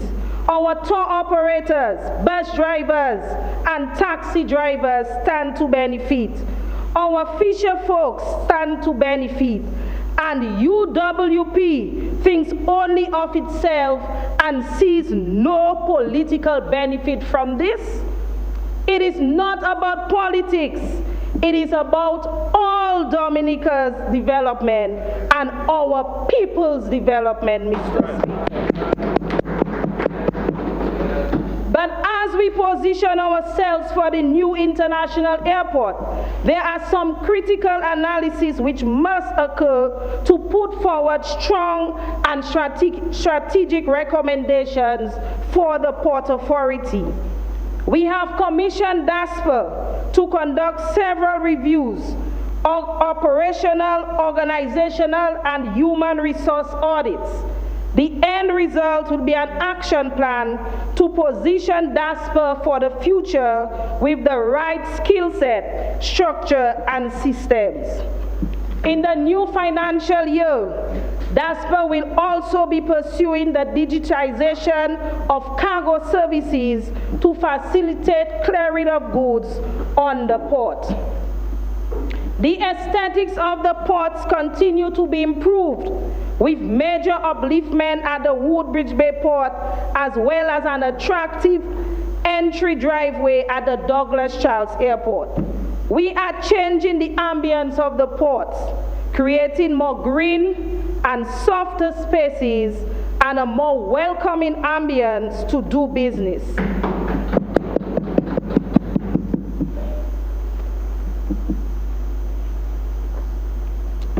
This will continue at all major ports throughout the financial year. During the pandemic, we have experienced an increase in the number of private jets to Dominica. These high-end visitors come for both business and leisure. Additionally, our new luxury accommodations have already been attracting high-income clientele who expect the same luxury standards throughout their stay. So although many may have criticized the new executive lounge at the Douglas Charles Airport, these high-class features and services go hand in hand with luxury, high-end offerings in Dominica as we evolve and expand our tourism product. During the financial year, the ministry and the team have reviewed proposals for the new cruise ship port. We are ensuring that when the final project is authorized, it strikes an efficient balance in terms of value for money, local benefits, and unique appeal.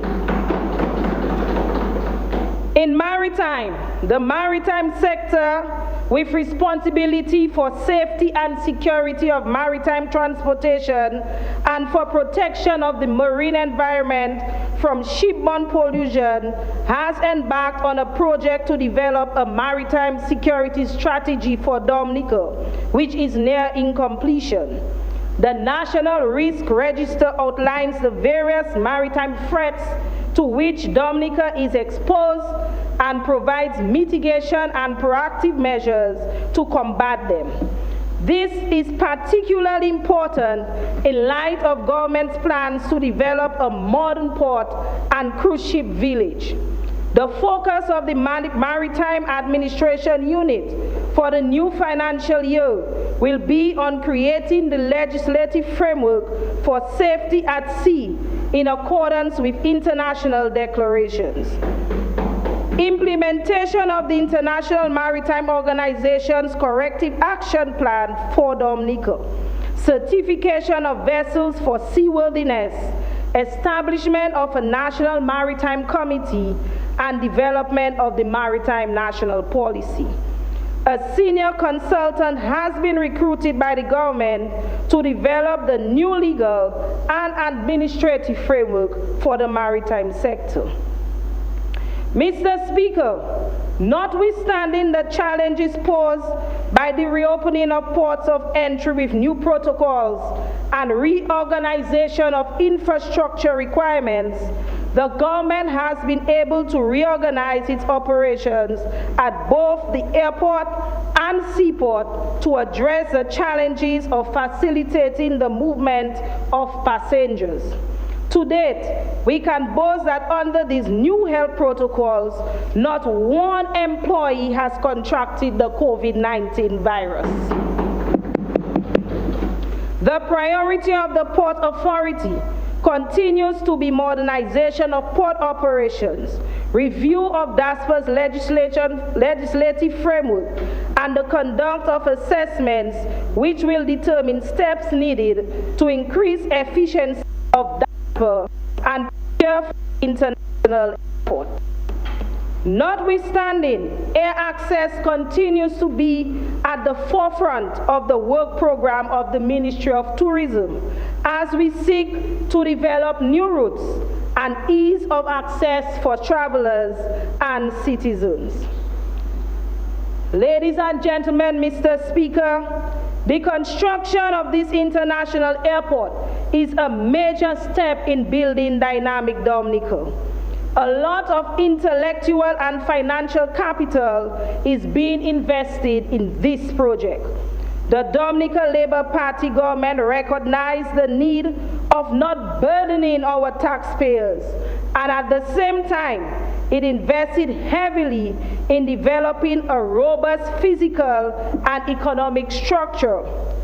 We see that DLP is acclaimed genius for its massive hotel construction program, the education revolution, modernization of our road network, the new Dominica-China Friendship Hospital, unprecedented housing revolution, tourism investment, energy sovereignty via geothermal, solar, wind, and hydro investments, the new health and wellness centers, the National Stadium, just to name a few. 15 minutes left. Go ahead. Mr. Speaker, let me pay attention to voters and residents of the constituency. I must commend you for your continued increasing show of support and solidarity. Your deepened love, honesty, patience, loyalty, and industry. 2019-2020 was a good year for us in the Roseau South constituency. To God be the glory, Mr. Speaker. Great things he has done. Although we were not able to meet all our targeted projects due to the COVID-19 pandemic and other unforeseen events, but I want to reassure my people that none of our projects and programs have been swept under the carpet. Mr. Speaker, there's a name that they call me in the Roseau South constituency, the Grong Pal Rep, Mr. Speaker. And they call me the Grong Pal Rep because if you go to Baghdad in Egliston, they'll tell you the Grong Pal Rep was just there. If you go to Montego Bay in Newtown, they'll tell you the Grong Pal Rep was just there. If you go to Silver Lake, Mr. Speaker, they will tell you the Grong Pal Rep was just there, Mr. Speaker. And Center Street, Back Street in Kings Hill, they will tell you the Grong Pal Rep was just there. So your Grong Pal Rep was able to deliver the following. 1, the Newtown Health Center, Mr. Speaker. Mr. Speaker, no longer will my people of Newtown be in a container, subjected to being a container for medical care, Mr. Speaker. Today I stand very proud as a Harlem girl to inform my constituents that the health center have been completed and will be commissioned very soon, Mr. Speaker. Your Grong Pal Rep has been able to deliver the Newtown fish market area. And every time I talk about the fish market, Mr. Speaker, I remember Dr. Daru, because he has always said to me, but if I was the people from Newtown, I would not vote for you. Because what was there, Mr. Speaker, was an eyesore. It was not a good reflection of the people of Newtown. And today we can boast that the fishermen have an area to sell their fish in a clean environment, Mr. Speaker. And somebody whispered in my ears, you know, Mr. Speaker, that since that facility was built, the fishermen catching more fish. And Mr. Speaker, they even catching sharks too, you know, Mr. Speaker. All kind of fish they catching. Everything. But Mr. Speaker, we are not done. It's the first phase. We intend to build, extend, do a locker room, and go up to a resource center for the fishermen. I know that there are some other challenges confronting the fishermen, but they know that their Pal Rep will work hand in hand with them, Mr. Speaker, and will resolve some of these matters. And they have my full support because Newtown is a fishing community, Mr. Speaker. Mr. Speaker, there are 2 places in Dominica that can boast about yachts. It's Portsmouth and Newtown, although Portsmouth has a little more than us, but we have yachts. So your Grong Pal Rep 2 was able to revamp NAYS. Mr. Speaker, NAYS is the Newtown Association for Yachting Security and Services, Mr. Speaker. And I want to thank Mr. Sherman Julian, who is the chairperson of that committee, and his other executive members for coming to the task, Mr. Speaker, volunteering their time and their efforts to ensure that when our yachts come in, they come in a safe environment, they are secured, Mr. Speaker. And as a result of this, NAYS will be provided with a boat, Mr. Speaker, in this financial year to assist them in carrying out their duties, Mr. Speaker. Mr. Speaker, their Grong Pal Rep was able to deliver a retaining wall at Citrone, and this wall was necessary to protect property and the lives of our people. That wall was destroyed since Hurricane Maria. Mr. Speaker, I'm not too sure when last you crossed the bridge. You know, they say across the bridge, there's no more pain, no more sorrow. But we have a bridge that you cross to go into Bath Estate. And the Grand Pal Rep was able to rehabilitate the walkway on that bridge and all the railings, Mr. Speaker. So if you cross the bridge now, we have really enhanced the entrance, Mr. Speaker, of the Baffin State area. And I want to thank the Minister of Public Works and his PS for always being there for us, Mr. Speaker. They're always there for us in the Rosal constituency. Thank you, Minister Kasani. Your Grand Pal Rep was also able to deliver the first phase of the multi-purpose hard court facility at Baffin State, Mr. Speaker. And I am pleased to tell the people of Baffin State that the second phase will commence in the next few weeks. And the second phase will entail the placing of the acrylic surfacing material on the hardcourt, fencing and lighting of that multi-purpose court. So works will commence in the few weeks, and that is not, I'm not just speaking, Mr. Anything I say here, I know that it will happen. It must happen, Mr. Speaker. And we have already secured the financing for that. Now, Mr. Speaker, there's some businessmen that there's a particular businessman that I want to recognize, and his name is Mr. Ferdinand Greenaway.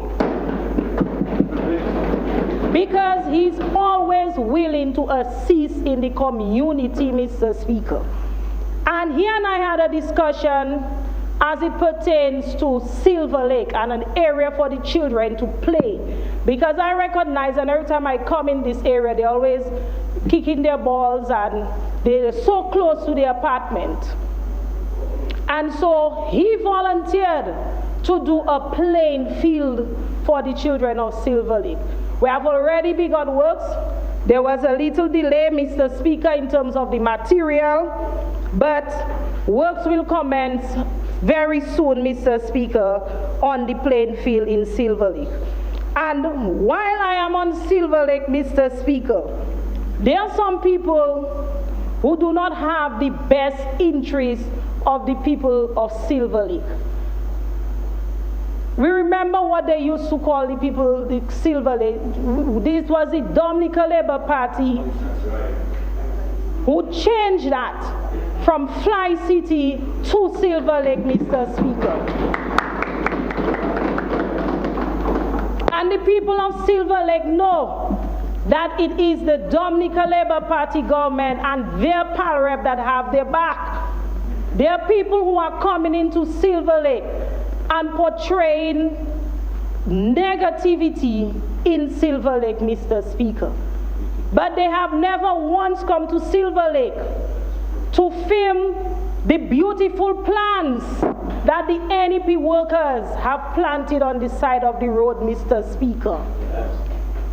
Mr. Speaker, I want to tell the people of Silver Lake that I know that they're going through challenges as it relates to the apartment. The Minister of Public Works is helping me in that regard. We have received a report from the WASCO and certain recommendations that need to be made, and we will address their problem. Their Pal Rep will address their problem. Their Pal Rep who have their best interests at heart will address their problem, Mr. Speaker, and they should be rest assured of that. Mr. Speaker, as we speak, the half court in Kings Hill is being built. And from my understanding, that half court, the concrete material will be poured as early as next week, Mr. Speaker. 5 more minutes. Mr. Speaker, I move that the Honourable for the South Constituency granted additional 10 minutes to complete the presentation on this budget. Seconded, Mr. Speaker. It has been moved and seconded that Honorable Hippolyte receive an additional 10 minutes. Those in favor? Aye. Those against? The ayes have it. You are given an additional 10 minutes. Thank you, Mr. Speaker. The restoration of the Kings Hill Military Cemetery was also delivered by the Grand Pal Rep, Mr. Speaker. And that cemetery was abandoned for years. It was part of the historic garrison of Monbruce, and the cemetery site was for the burial of British soldiers and members of the West Indies Regiment who were stationed there. Upon completion, this will enhance the historic tours of Roseau, including the Old Market Square, Barracoon Buildings, Botanic Gardens, and Monbrose, Mr. Speaker. Mr. Speaker, your ground power rep was also able to deliver the rehabilitation of the infrastructure at Monbrose, a place where cruise ship tourists visit, a place of romance, Mr. Speaker, and relaxation.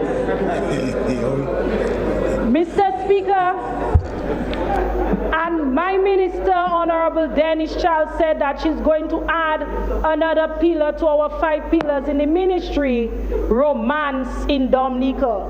And we in the Roseau South constituency have already positioned ourselves. So, Minister of Tourism, I want you to look at this Monbrose site because it's a great area.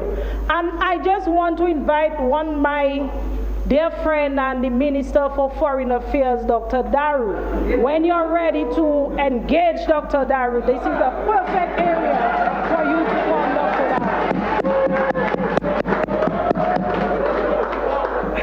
Daru. Are you saying that Dr. Daru is the Romance Minister? Romance Minister, yes.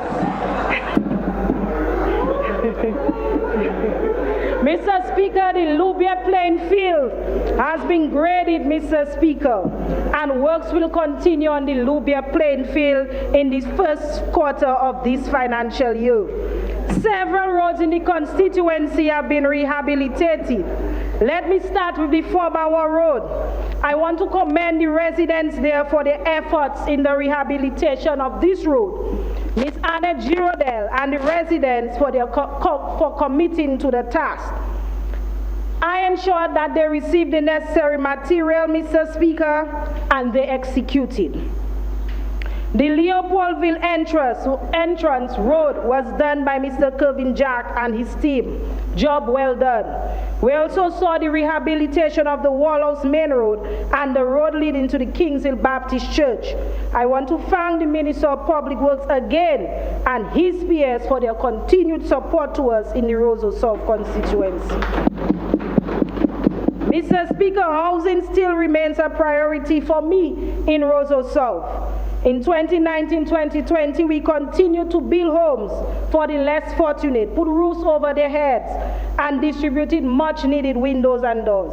My constituents will certainly see a continuation of this for this financial year. Millions of dollars have been spent in Roseau South on housing. We are also hoping that the construction of the apartment complex at Eggleston will be realized. We are already in possession of the land. As it relates to education, Mr. Speaker, 260 students who attended primary and secondary schools from the constituency were assisted in the purchase of school uniforms. Over 200 students were equipped with laptops as we move into e-learning. 26 of our students were given assistance to pursue higher level education, Mr. Speaker.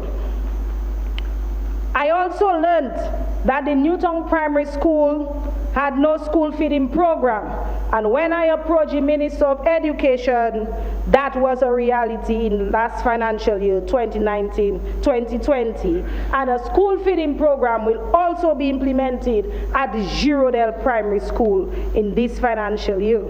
Mr. Speaker, in agriculture, many of our farmers receive the necessary tools, fertilizers, and inputs required to assist them with their production. Mr. Speaker, the most talked about Girodel Eggleston Flower Show will be a reality next year, Mr. Speaker, 2021-2022. I am pleased to report that we have already established a management committee, and this committee has been meeting weekly, Mr. Speaker, along with the Village Council and the Flower Growers Group. Our small business owners have taken advantage of the loan facility available at Aid Bank and have managed to get back on their feet due to the COVID-19 pandemic. Renovation works on the Eggleston Pavilion was also done, Mr. Speaker. This pavilion is used as a hurricane shelter, and the Seventh-day Adventist Church uses there as well to worship on a Saturday. Mr. Speaker, the multifaceted nature of this region means that in order to foster its advancement, there has to be an unrushed, voluntary marriage of ideas. And we must create the platform where the people begin to play a more involved role in community building through the conduct of voluntarism by partnering with central government and community and business leaders. Mr. Speaker, in the area of education, I will be conducting regular consultations with the management staff and principal of all the education institutions in Roseau South. We'll also be conducting night classes in CSEC, technical skills. We cannot continue to invest millions on our educational infrastructure only to be closed at 1 p.m., Mr. Speaker. I will also be establishing a sports committee in the Roseau South constituency headed by my godfather and the founder of the Newtown Juvenile Football Academy, Mr. Joe Faustin. The committee will look at developing of club structures, sports as a business, sports tourism, women's sports, youth and sports, Mr. Speaker. Mr. Speaker, I've been seeing on Facebook a light, Mr. Speaker, and I think it reads, Shakira, turn on the light. But I want to inform these people or whosoever that have that post going around that a light was turned on in Roseau South on December 6, 2019, Mr. Speaker. Because Roseau South was in darkness. And I came in and I turned on the light, but extra light will be shining on the Newtown Savannah, Mr. Speaker, in 2021, 2022. So, Mr. Speaker, we'll see the relighting of the Newtown Savannah, and I've already had discussions with the Ministry of Sports, the FA executive, to make this a reality for the footballers of Newtown. Mr. Speaker, in terms of infrastructure, I have so much more to say, but I have to cut it short. In terms of infrastructure, I am pleased to announce to the residents of Emsall, and I hope the camera is focusing right on me, Mr. Speaker, that the Emsall Bridge is coming, Mr. Speaker. The bridge will cost over $10 million, and I was assured by my friend, the Minister for Public Works, Senator Laville, that this will be done in this financial year, Mr. Speaker. Mr. Speaker, this may seem as a very exhaustive short. I'm even exhausted talking about it, Mr. Speaker, all my plans and programs. But it's just a tip of the Roseau South economic iceberg.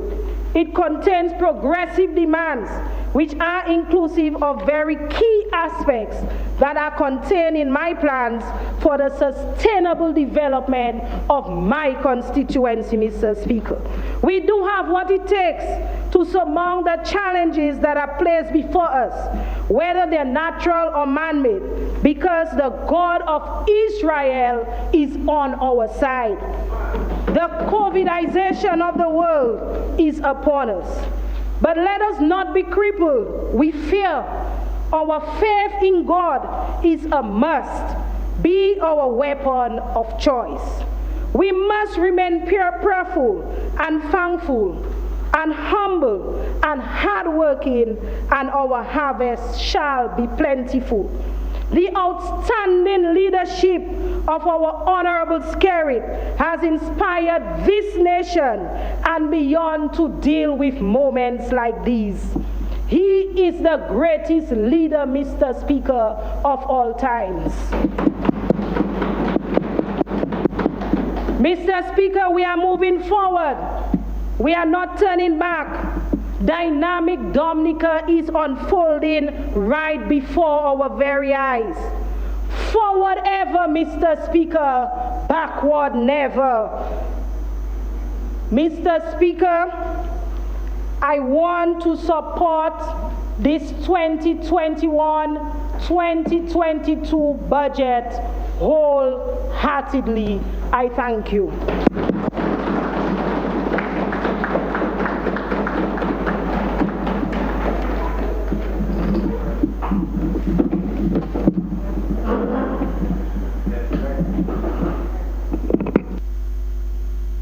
Mr. Speaker, I move that this Honorable House be suspended until 3 p.m. this afternoon. Second, Mr. Speaker. It has been moved and seconded that this Honorable House be suspended until 3 p.m. Those in favor? Aye. Those against? The ayes have it. House stand suspended until 3 p.m.